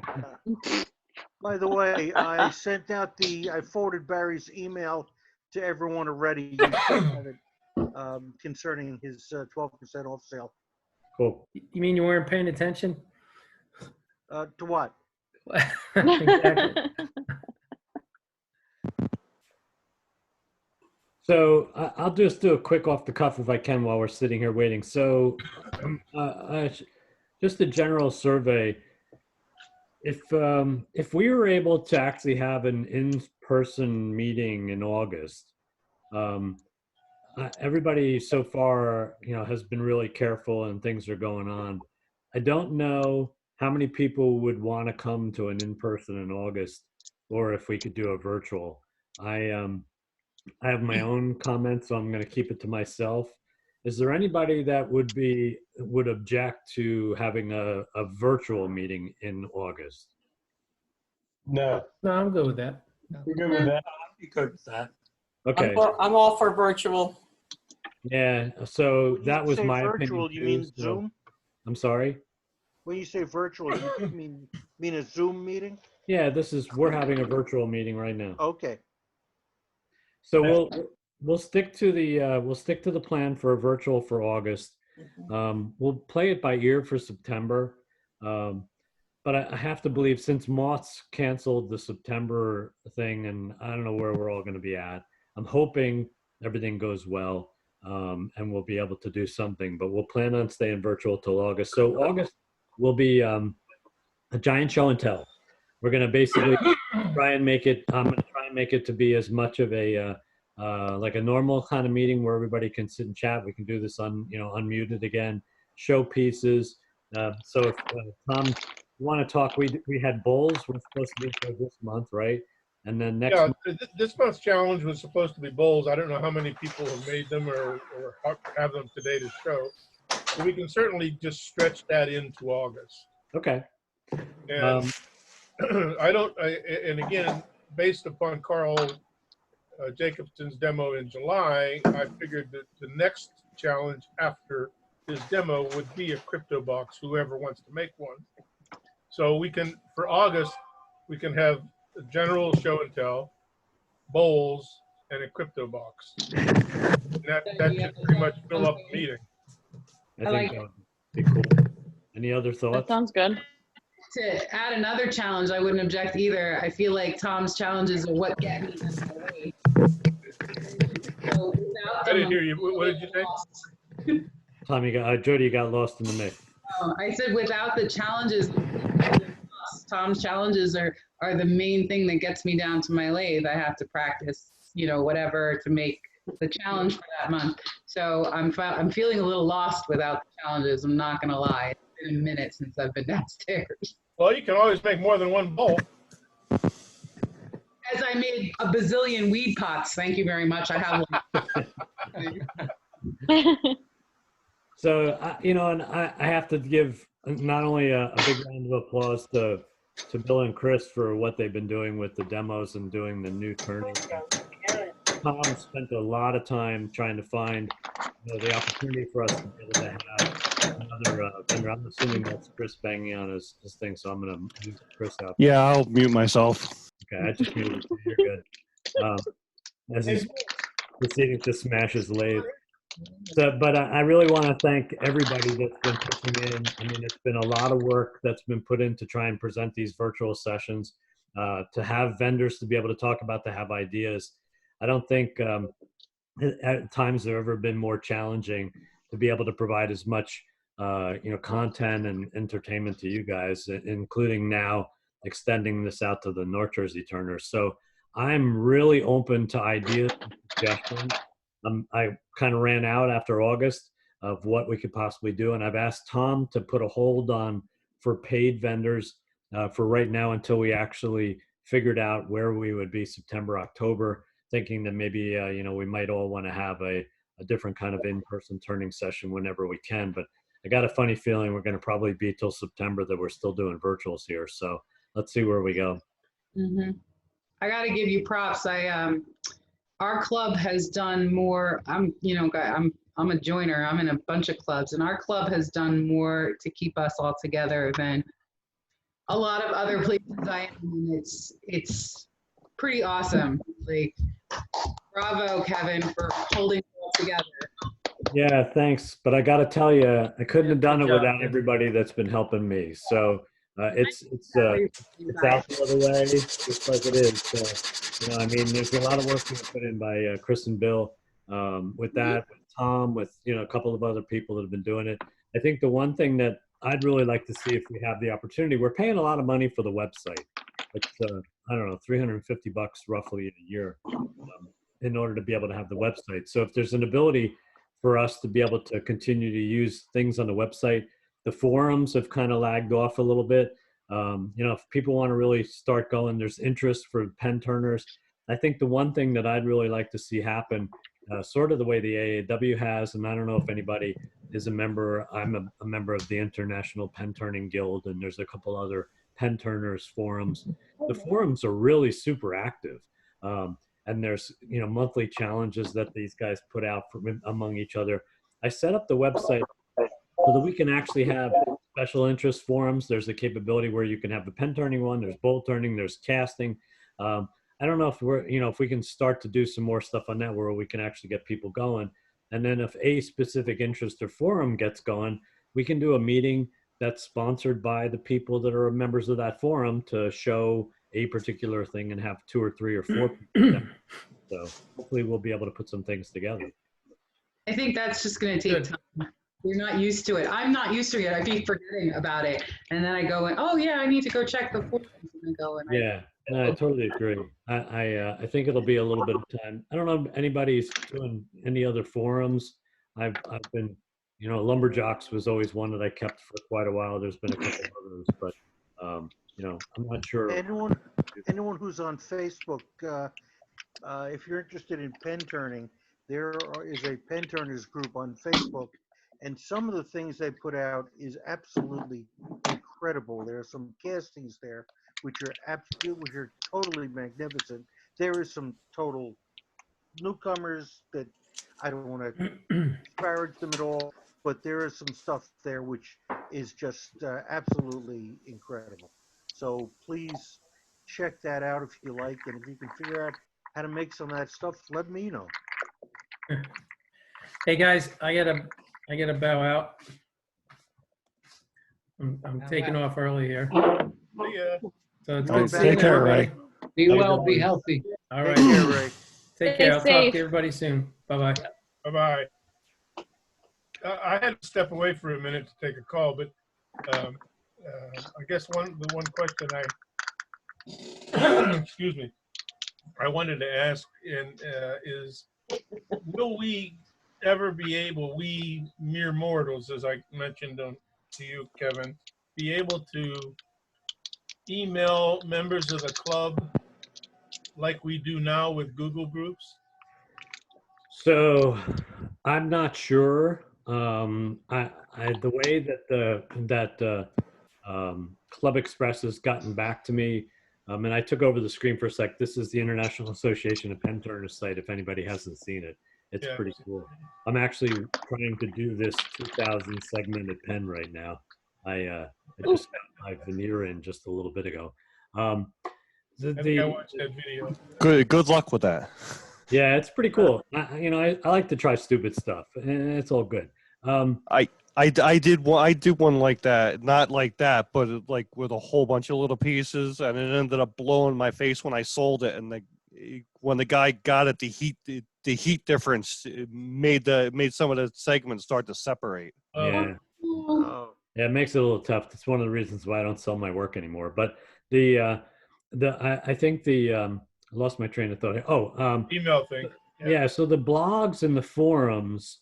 The one thing that I don't know if anybody's done yet, the one thing I really like about Google Groups is that if you post a note to the Google Groups, it gets blasted out to everybody. Everybody gets it at the same time, and it allows for a lot of interactive discussions, right? So one of the things that you can do, and I'll show you real quick if I can spell. You know what? It's on my homepage. Hold on one second. I'm on the site so often I actually have it. One of the things that you can do, and I don't know if you all said, I just responded to Bruce for the photo albums, and I really went and did it more so that everybody could see, how to do it in case you guys still had questions. One of the things that you can do when you set up your profile is you can actually make this work like Google Groups. So if you go into the profile, and then if you go to your interests, and you can go into interests, and then you can actually take and you can set up what interests you want to be on. And then you have the ability to be able to have each of those interests, if anybody posts something to it, that it'll actually notify you when there's a new posting. So if you were to take and go into, and it's not in this particular thing, but if I go in and I say to them, I want to have, my communications for me. Let's see if I can get to it so I can show you. And I'm sorry, I'm vamping here so that I can remember where the hell I am. You can actually go in and you can ask for emails or forums. So when you're in here, you can set up your preferences under forums. Sure. And if somebody should post something to the forums that you've chosen, it will actually send you an email just like Google Groups does. So if you wanted to take, for instance, if we had a general chat line, which we don't in the forums, but in here you have the ability to take and say, give me, an ability for them to notify me, how you want to be identified and stuff like that. But you can actually have in here where you can set it up so that if something gets posted to it, you'll actually take and get an email literally within seconds of when somebody posts to the forum. And it operates just like the Google Groups does. So for instance, I forget what was being posted the other day, but I know what it was Doug asking about the lumber stores. And it went out and everybody got the thread, and within, I don't know, Doug, would you say maybe 30 minutes, you had at least 7 responses from different people. You can do the same thing. So in this here message delivery, and I have it selected, send forum messages to me via email. You can do it when they're actually posted. You can do them as a collection once a day. You can set it up for however you want, so that it actually functions like Google Groups. So you don't have to use email, is what I was roundabout getting to. You can actually use the mailings within the forums. Does that make sense, Tom? Yes and no. If you have to be affiliated or associated with a specific forum to do that. No, we can do yes. I wanted to just send out a general email, for example, or general notification, let's use that expression instead, regarding a club challenge or a new vendor for wood or something like that. Right now I default to Google Groups. How would I find that in here? So what I suggest, and one of the things that I set up was the open discussion on our craft, and I can change the heading of this a little bit because I've gotten a little bit more used to this as been going through, is if every member was to take and join this particular one, and this is really active, it's been really active. If every member in your profile, if you set for this particular forum that this should be one of your forums of interest, and if you set it so that anytime somebody posts, you get notified, and you can either do it as a Bible that once a day or once a week, or you can do it as it happens. This will literally replace the Google forum or the Google groups, because you can chat back and forth to people. You can actually do private chats in this. So if, let's say in this particular one, Bruce answered about laser engraving. You could take the question from Chris. You could answer, Bruce could answer Chris privately, or you could post it as a forum, or you can actually send it to group to mail to, or actually in the forum to people that are in there. And you do it through this button here that says your forum preferences, and you actually set up how you want to be, and you can actually set up for your rights and whether you can answer. See, and here in email addresses, it has the thing where you can see allow private replies, so you can actually allow people to respond directly to you or to the group. You can set that up however you want. I guess I got to do more digging. Yeah, so this literally becomes a replacement, if you will, for Google Groups. Because honestly, the nicest thing about Google Groups is that you send it out there, you're blasting it to everybody, Yeah, which is exactly. really cool. I love that capability. So what I was really hoping for, and maybe we can make, I thought this one here, open discussion, no subject matter, no really anything, whatever you want to comment on. And if everybody put that they should get notified when somebody posts new to this, you'll get, just like you do in Google Groups, you'll get an email from the website that says, hey, Larry just posted a new thing to the open discussion craft. Here's what it said. It'll give you a summary. It'll tell you what it did. And then you can either reply privately or as a group. Every member has to consciously join that group. Correct. Yeah. You can't vault everybody into that? Sure. Kevin, if you would put out like detailed instructions to everybody on how to do that. Happy to do it. I think everybody probably would. Yeah. Just add everybody to that group. I may actually be able to do that. The problem, and it was sort of what I was explaining to Bruce in the photo thing. The way this website is set up, it's really cool and it's really exciting, but it's a little disappointing in a way too, in that it really, because they also sell this in Europe, they had to comply with the European privacy laws. They're a lot more strict than here in the United States, where basically our privacy laws have become non-existent. But in Europe, they're very, very specific. So the way this website works, and it's global software, it's not just for the US, everything that you post, you personally, it becomes everything about you. It's yours. So I'm going to stop sharing here. So you have your profile, and then you set up who can see your work, can they comment, what can they do, and stuff like that, so that it's actually yours. They used to have in Bruce, where you got tripped up, it said you can set it up as a member directory or as a club directory.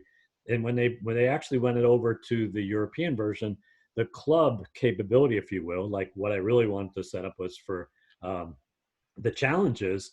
I wanted to be able to have it so that we could have the May challenge, and then everybody could communicate. We could put all the stuff together. Everybody could participate in that one forum, and it would all work out. Well, since it's specific to you, the group can't do it anymore. So it kind of killed the whole thing about having a club event. So now what we've kind of had to do is take it to a specific forum, but we'll figure it out from there. Chris, how you doing?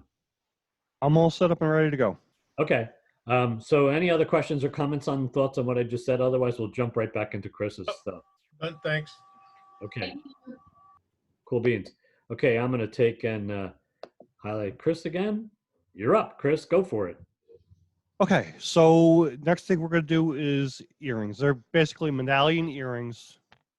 I pick up the sterling silver hooks from riogrande.com. It's a site that sells all sorts of jewelry components. So we're going to go through how to make a design like this.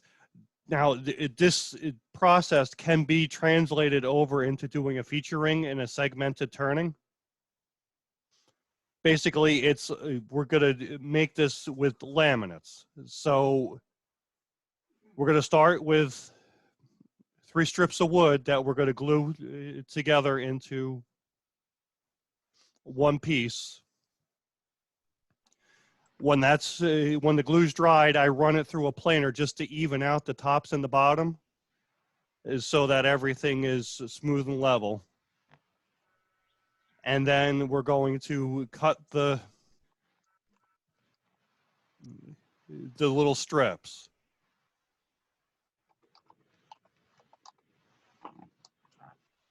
So you're just going to use a miter sled. I have this sled set at 40 degrees.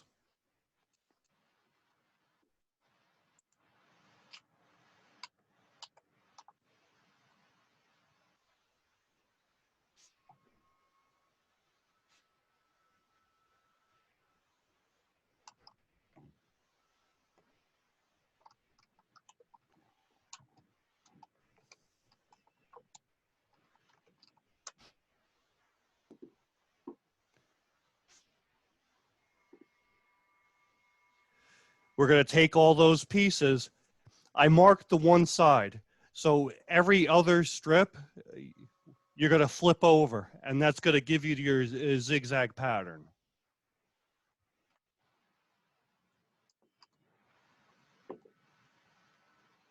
And then once we're done with that, I'll switch back to my camera. And we have this piece mounted on the lathe. So if you want to get fancy, you could cut all the corners off, but I'll let the lathe do that for me. For the So we're top, gonna, I'm sorry. that? For the top and the bottom, do you do the same process with 2 different colored woods and then like spit it all together? Well, you're gonna have to. The top, the top and the bottom of the circle, the opposing bit for the red strip in the center. You do the same process again and try to fit the little bits. Yeah. Sorry. You can see every other piece has the pencil mark on it. So when you line them up, you flip every other one over, and that gives you that makes the zigzag pattern. I see. Okay. When you glue it together, you don't line up these points. You want to look at the I guess the center strip and make all those points line up. Okay, I see now. Thank you. So basically, Chris, you did 6 or 9 pieces left to right, but you did 3 stacks high. Yeah. There you go. And basically, if you wanted to, say you were making a feature ring and a segmented term, and you wanted to make the diamonds, you would take these 2 pieces as separate pieces, cut to the inside points, cut this piece off, and then glue them both together, and that'll give you a diamond pattern. Then you would do that 12 times or 8 times or however many times were in your segment, and then you would go back to your miter sled. You would cut the miter angles so that you could make the ring.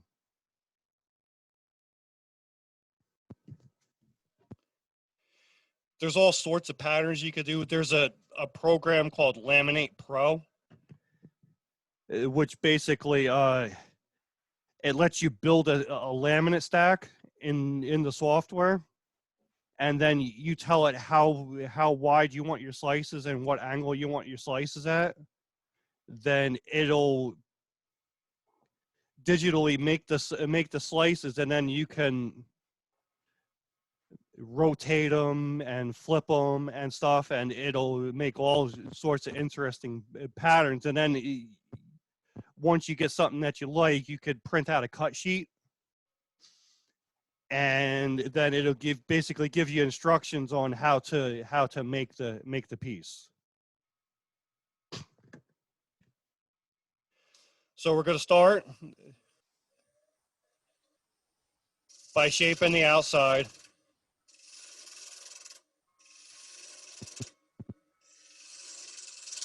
You cut both earrings from this same block of wood?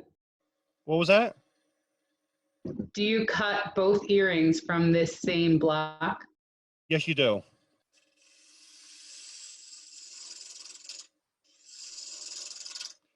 And if you make the piece, the block of wood thick enough, you can actually do the earrings and a matching pendant for a necklace.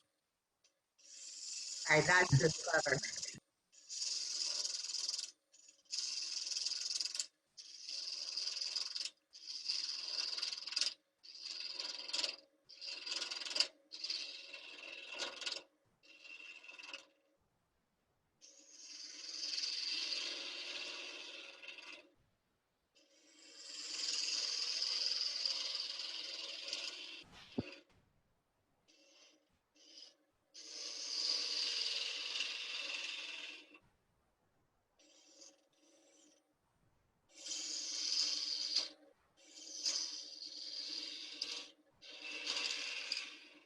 Chris, what's the diameter? It's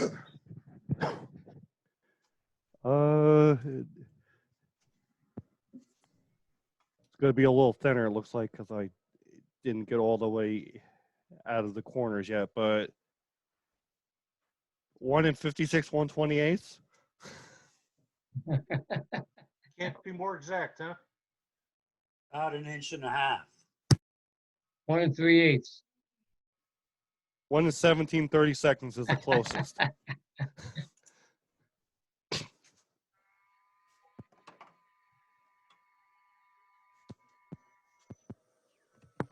So I'll switch over to my skew to. Thank God for digital calipers.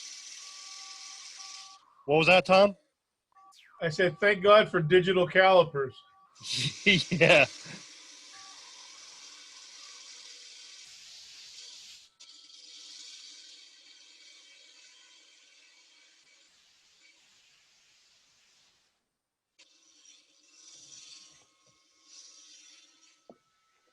I find the most amazing thing after dropping hundreds of dollars on a Starrett tool, now you can buy a pretty damn accurate, thing in Harbor Freight for $19.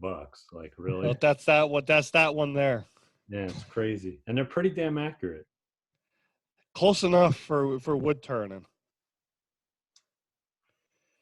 All right, so now that we have the outside shaped,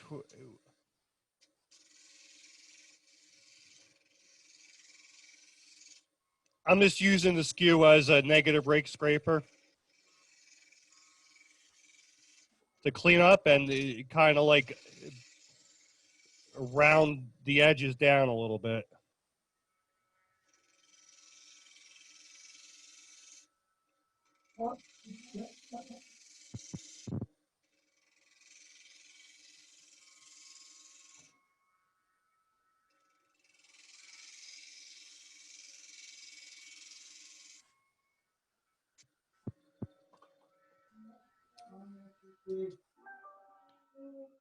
So that's the first one. I'm not going to do any sanding because I don't have my my turbine engine dust collector running right now so that we can hear each other. So the first one's done. So I'm going to pull out my handy dandy super thin parting tool.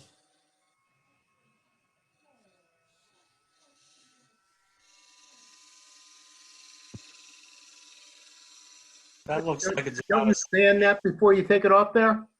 Yeah, I would sand it before you this side before you take it off because you're not going to see this side again. Okay. Did that parting tool start out as silverware? What was that? Did that parting tool start out as a butter knife? Yes, it started off as a butter knife.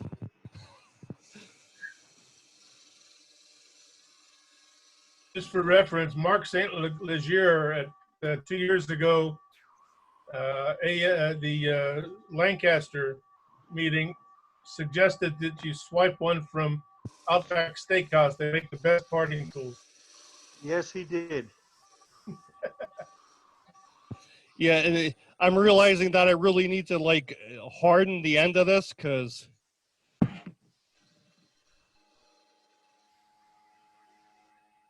it doesn't hold an edge all that long, especially when you're cutting through a lot of glue joints.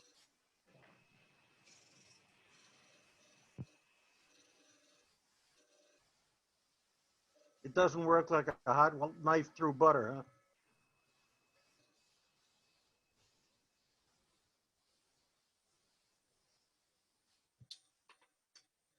And let me chase down that piece. The hell did it fall? I guess I should have had my hand there to catch it. Oops.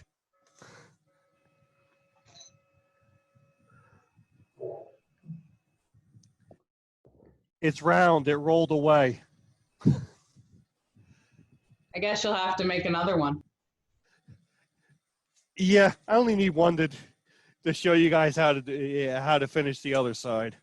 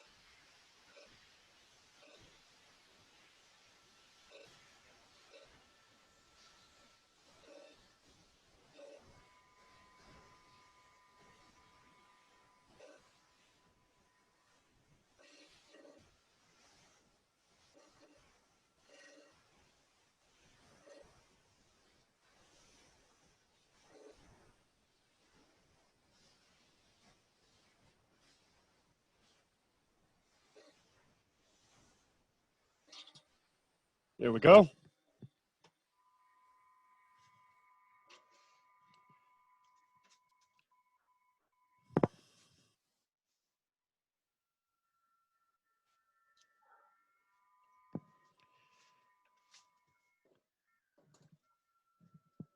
So what I did with this wood is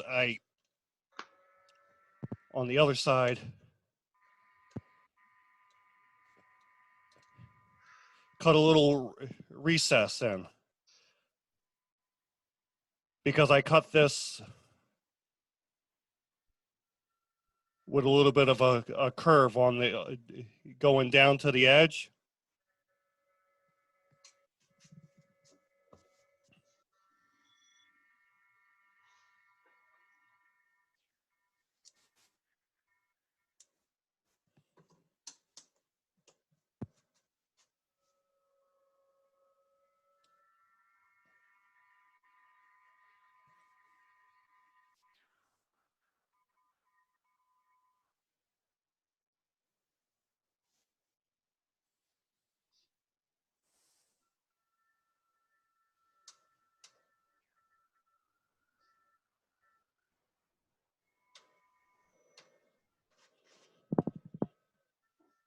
just want to press it in nice and firm.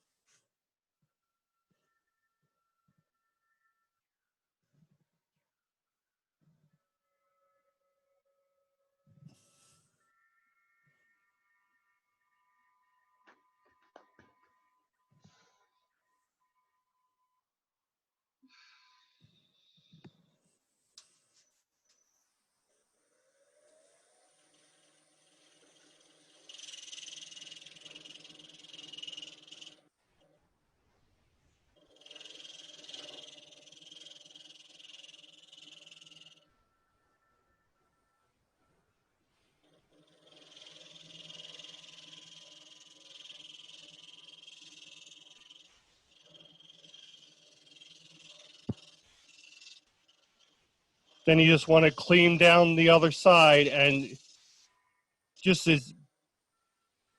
try to match the other side the best you can.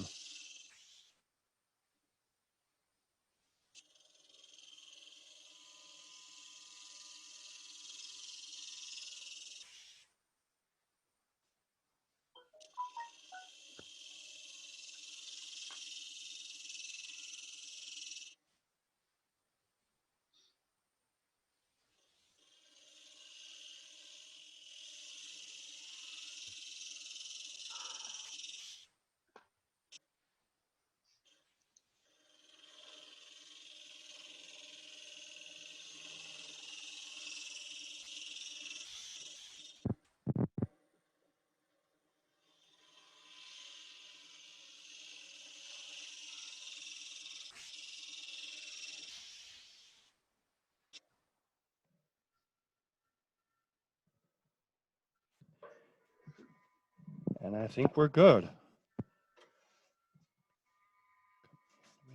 Something to pop that out.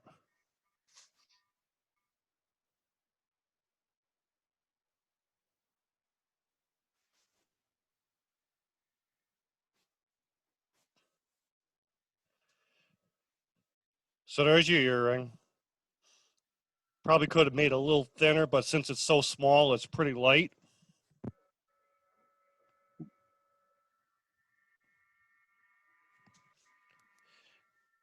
Now you would want to sand it down to maybe like a 400 grit, and that'll make all the scratches disappear out of it and clean the edges up a little bit. And then right there, you want to drill a small hole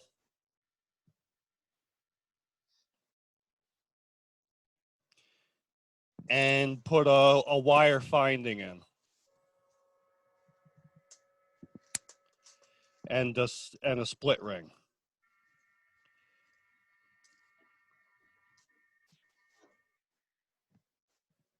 So you can buy different wire findings.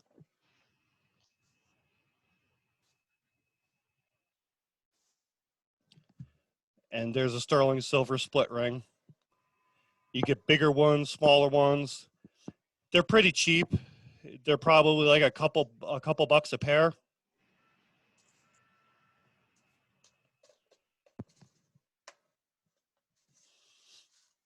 Any questions on that, or? Chris, you make it look simple. It is simple. For you. You could make it a lot easier if you just do it with the laminate and not get into doing the angled pattern. And they come out just as nice. Or if you have a really nice piece of wood, you could do just a single solid piece of wood too.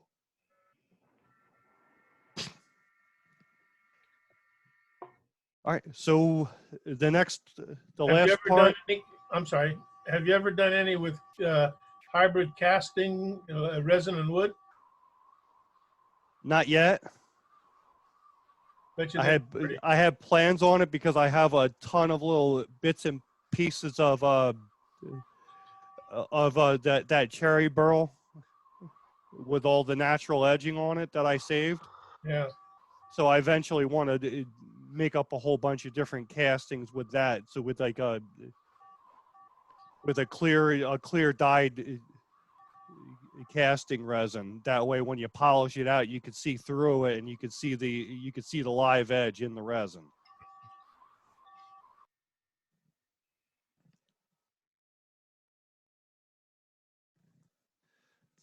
So the last thing we're going to do is we're going to do a pendant, but we're going to do it a little fancy. And after we turn it, we're going to put it in an off-center jig, and we're going to cut a pattern into the face of it.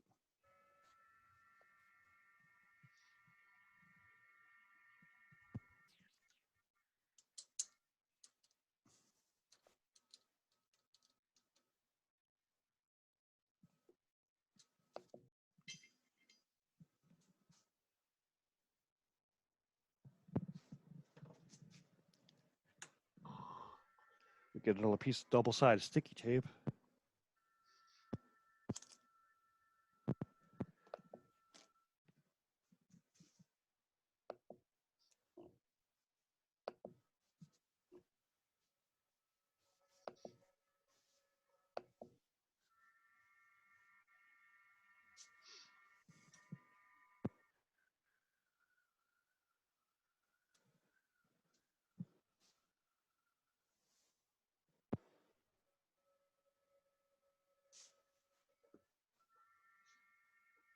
How big is that block you're starting off with?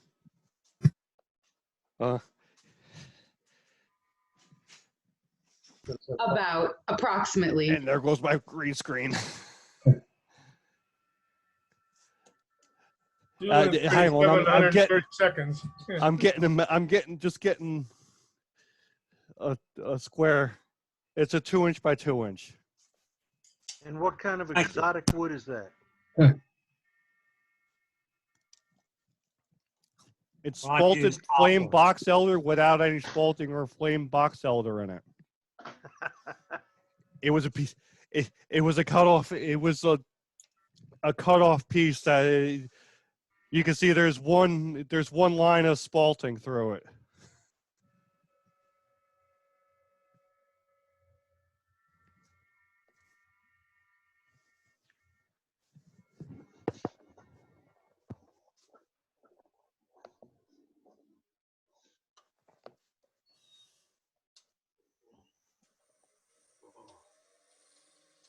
It's fascinating, huh? Wow.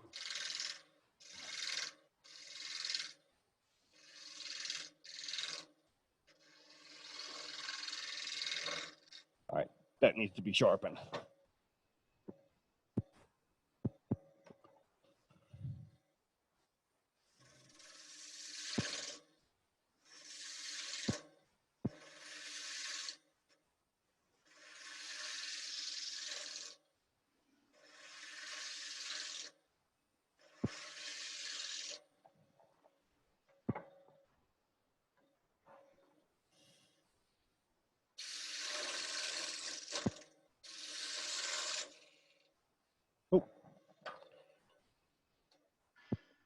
All right, there's your excitement for the night.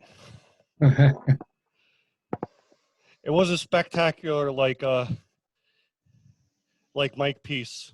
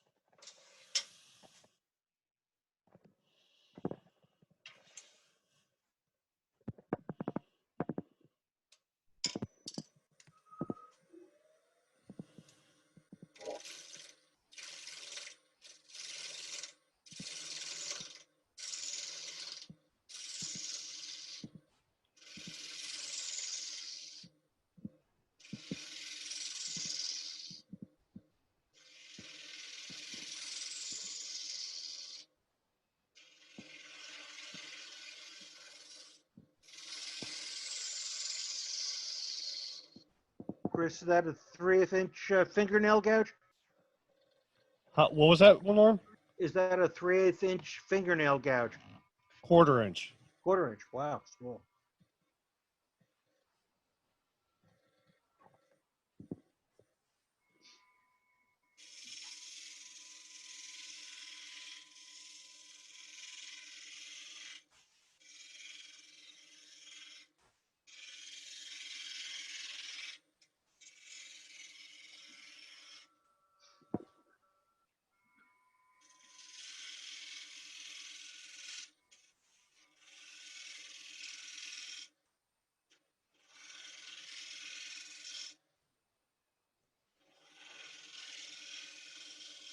All right. That's my 3/4 inch negative rake scraper.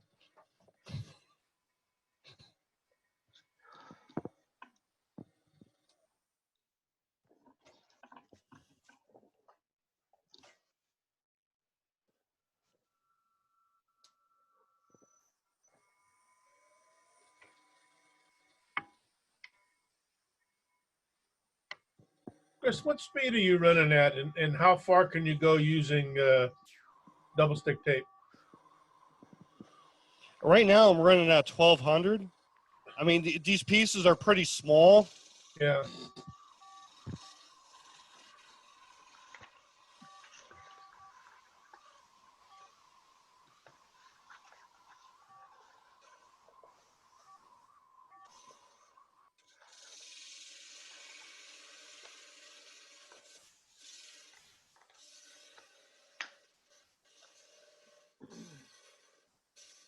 And I mean, this piece of wood is spalted, so it's pretty soft.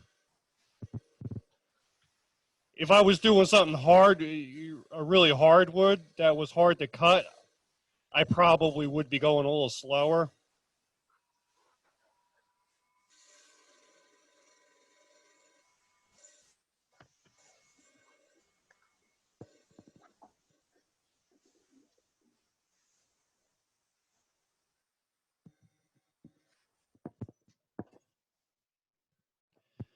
Okay.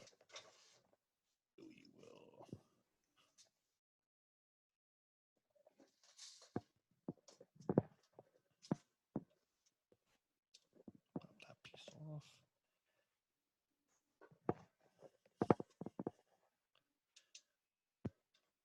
Now, I'd be sanding all this down before I flip it, but just for time's sake.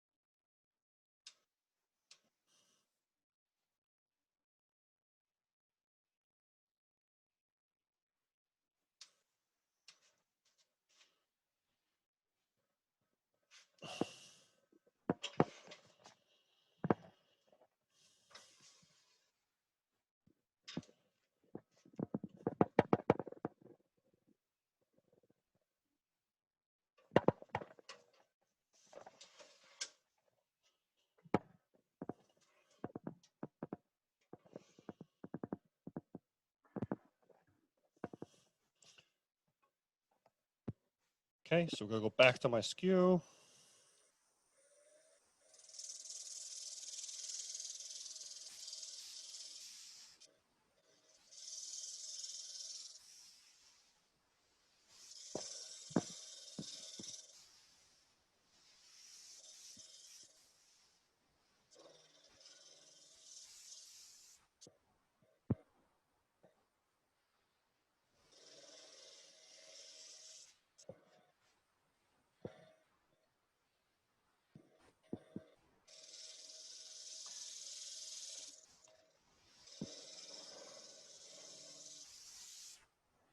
since this is the back side of the pendant, you don't have to worry about rounding it over exactly like the front.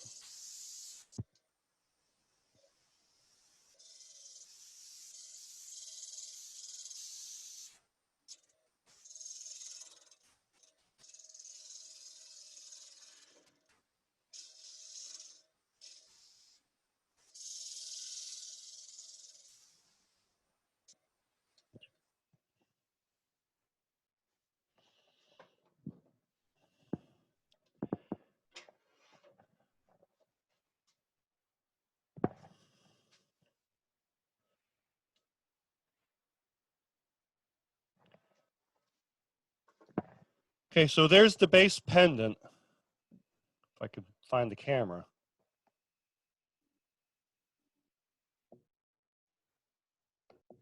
So now we're going to mount this into an off-center jig, which I just realized I need to change the jaws on my chuck. So Kevin, if you want to talk about something for a couple minutes while I do that. Ooh, okay. Surprise, Maybe surprise. talk some more about the website or something. Yeah, there you go. While I go behind the scenes. Okay, that's fair. Let me undo you here. Cancel the spotlight. Cool beans. Okay. So, anything that anybody needs to see on the website? Anything that you've questions about? We can go that right for just a second. Yeah, okay, Kevin, I'm not finished posting those pictures in my album, but I Okay. noticed that they didn't necessarily orient the way I wanted them to. Okay. So I corrected them when in the photograph, but then when I saved them, the little icon in the photo album itself, they weren't oriented correctly. Like, Okay. is You that take something somebody else has done? Let's take and do this. So let's go look at your album. Everybody can see I'm on the webpage now, right? Okay, yep. So let's go to your photo album. And hang on. I'm being texted as well. Okay, let's go to the photo albums. Most recent photo albums, Bruce's, right? Some stuff we do. Okay, so let's open it up. So let me expand this out so we can all take a look at your pictures. Like this Now- one here, you mean? Now, that one edited and it turned 90 degrees. That one also. Okay, so over here, let's see if we can do this. Wait a minute. Over. Are you on the right margin?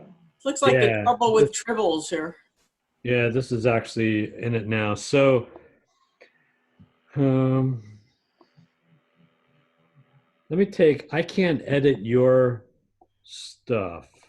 Mm-hmm. But is there any, I mean, they all look pretty good. What's wrong? Well, when you go through them, like that's oriented 90 degrees. It should be turned 90 degrees to the right. Okay. That one should be 90 degrees to the right. You mean you don't have a vertical mandrel, huh? Yeah, exactly. Okay, let me take and. I thought everybody had one of those. Yeah, let me, I'm going to skip out of your thing. That's called a potter's wheel. So let's do. Yeah, exactly. Yeah. If I see Also my. a lot of fun, by the way. One of the problems that I have always is that since I have all these stupid super rights here.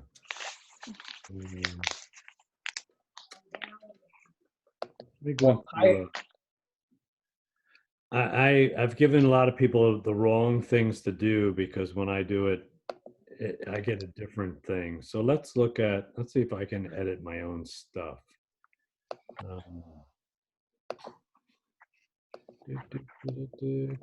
Letting me. You know what, Bruce? I'm gonna have to take and I'll go in and I'll take a look because I understand what you're saying. Okay. Another thing that I've had to do is when I uploaded What'd them you say before? when I uploaded them. I'd say it's officially taped, right? Wait a Yeah, minute. this is taped and it's still taping actually. You know, I and didn't see the white tape and it's worked. I could actually Where? say it again. I'll put white tape over it. It makes it more fun. I think she's doing something else and talking to someone. Okay, I'm gonna Kevin? I'm gonna mute Sam. Okay, go ahead. I'm sorry. Kevin? Yes. I guess you can hear me. I can't see that I'm muted or not. I had the problem once when I was putting some pictures on. You know what it was? What's if that? you take your camera, are you taking it in a horizontal frame or on a vertical frame? I found that when I twisted the camera 90 degrees, it caused the picture to look differently when you take it. Yeah. Because I used an iPhone to take my pictures. And so it was 90 degrees off like Bruce's was, because I thought it was going to give me a picture that was, let's say, long in the vertical, and it came out long in the horizontal. Yeah, the only thing that yeah, I do actually. What I'm trying to figure out though, because like I'm into my album right now. I'm trying to figure out if there's a way we can change the orientation. So right now, I'm in the photo editor. It doesn't give me the ability to read. I had to re-edit it on my camera rather than on the website. Oh, here it is, Bruce. I got it. So yeah, it's at the top. There is a way to do it, but what I'm saying is when you look at the picture itself, it might be oriented in one way, but the little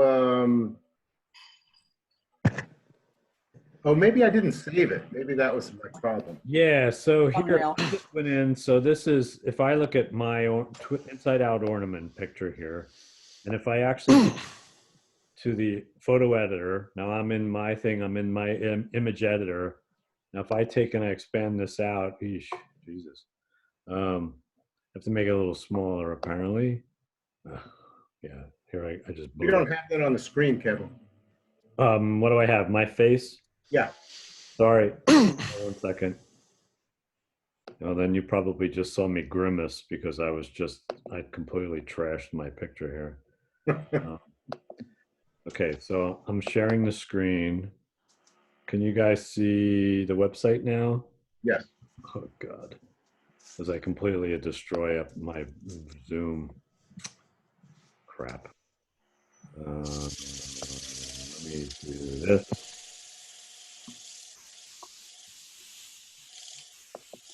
Hang on a second. I gotta reset this. I love the Surface, Microsoft Surface. They're wonderful computers, but they suck when you actually touch the screen by accident. Okay. So if I go into my inside out ornament, I'm editing my photo album, right? If I go into the inside out ornament, I select it and it comes up to the image editor. So now I can, wait a second. For some reason it's zooming in on just a piece of this. Hang on, let me switch to a different photo because I blew this one up already. So let's do it this one. Image editor. Not sure why it's showing these gigantic. Yeah, that happened to me too. Yeah, but I can, up here, I can rotate it. So here I can rotate the image. Mm-hmm. And that'll actually rotate it. So now when it was in, I had it in the stand before. Now let's do save and close. Now I'm editing this picture over here where the pen was standing upright in the stand. it's saving it because it's a pretty big picture. I rotated it. That's probably why it's so blown up. Yeah.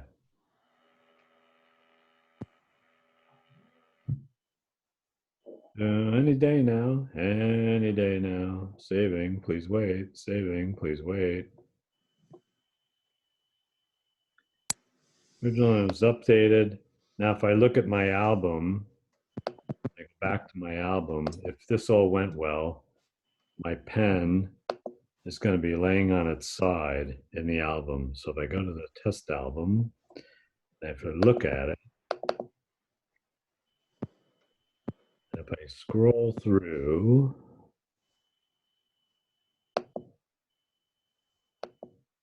nope, didn't work. Huh. I'll take a look at that, Bruce. I'll get back to you. We'll figure that out because I understand exactly what you're saying. So, Chris, you good yet? Yeah, I'm all set. Okay, cool. So I'm going to go back to you since I don't want to hog up your time. I'm going to stop my, going to highlight you. Once I get my groom, I'm going to spotlight you. Okay, we should be back to you now. Everybody see Chris' thing? And I'm going to mute me out. You're up. There you go, Chris. So this is an offset pendant mandrel that I made. I found the plans on the internet. I can post a link to anybody that's interested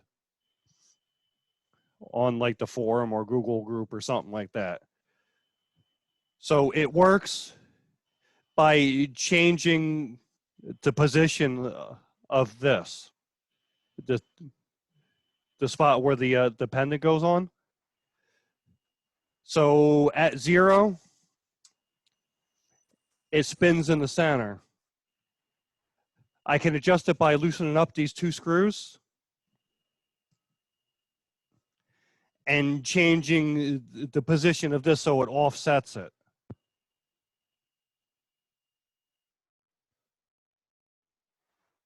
So we'll change it to 1/4 of an inch.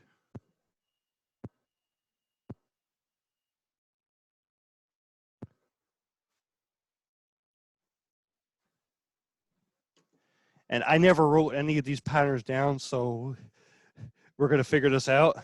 So I do it with a pencil first to see where the line is.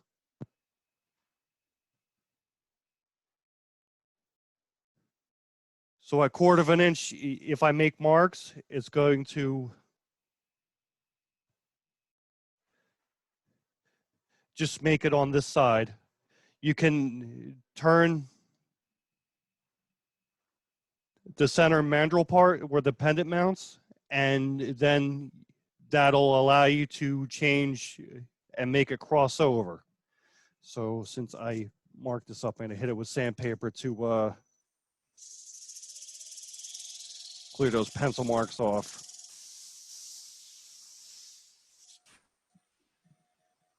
Which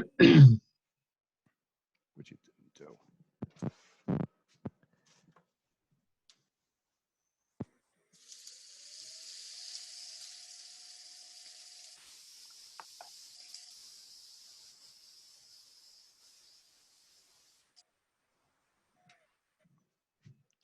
It's been a while since I did one of these. So say we'll do the first one.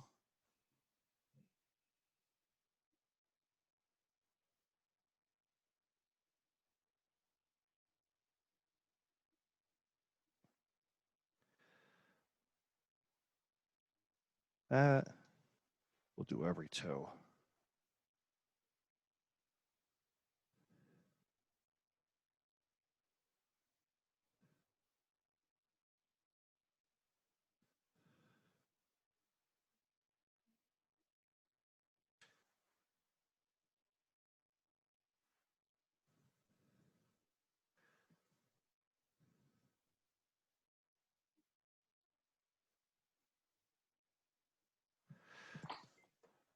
So we'll make 2 lines like that.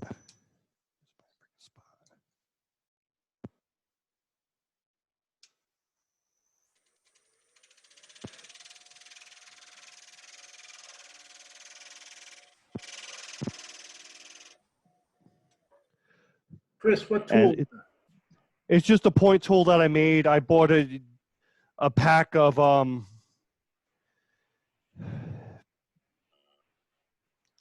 like a tool steel. It's an 1/8 inch diameter rod. Oh, okay. Thank you.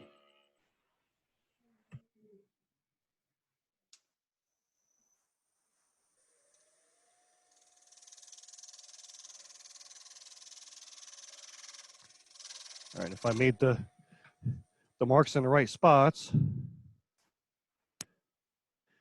You can make all sorts of patterns. You can make like a fan pattern, a wave pattern with this. You could change the angle to make it a more aggressive offset.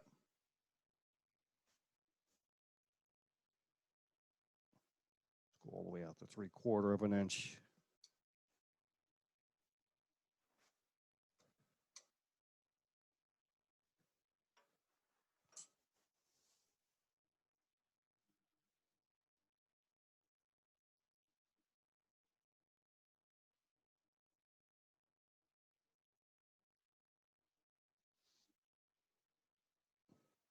Are you figuring out the patterns by trial and error, or is there some sort of instruction? Oh, the website that I got the direction from, they have all different types of patterns already figured out.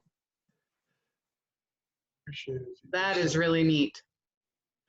So it's like you could do that, or you could do like I do, where you mark the line first with pencil. Obviously, I'm just showing you the different angles that you could do, but if you really play around with it, you could get some really neat patterns out of it. I have on my well, I posted one on the forum that I did. That was like kind of like a wave pattern with four lines, and then one line was just like a half circle just on the edge. That would look really cool if you then filled it with like turquoise or something like that.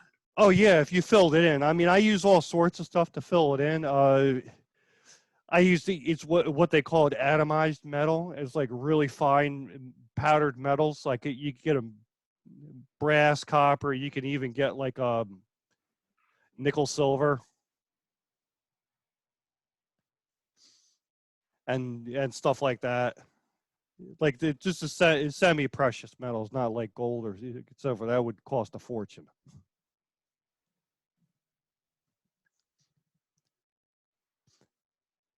Any other questions or?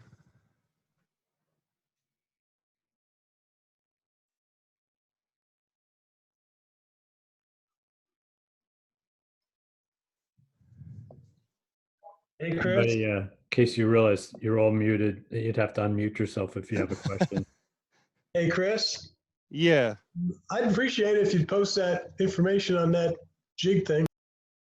Oh yeah, no, everything that I did tonight, I'll post up. I'll post links to where I got all my parts and stuff from too.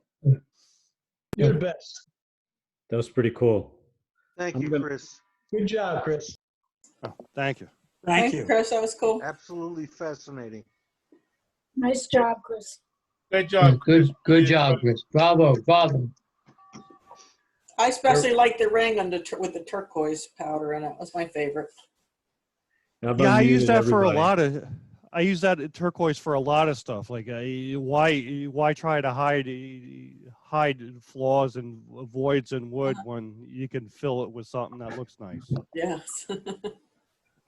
Yeah, it was really cool. Everybody's unmuted. Chris, that was a great job. Any other questions for Chris? What do you have planned next? I don't know. When's your next vendor fair? I'm sure that was exhausting enough right there. Yeah, once I get air conditioner in here, it might be better.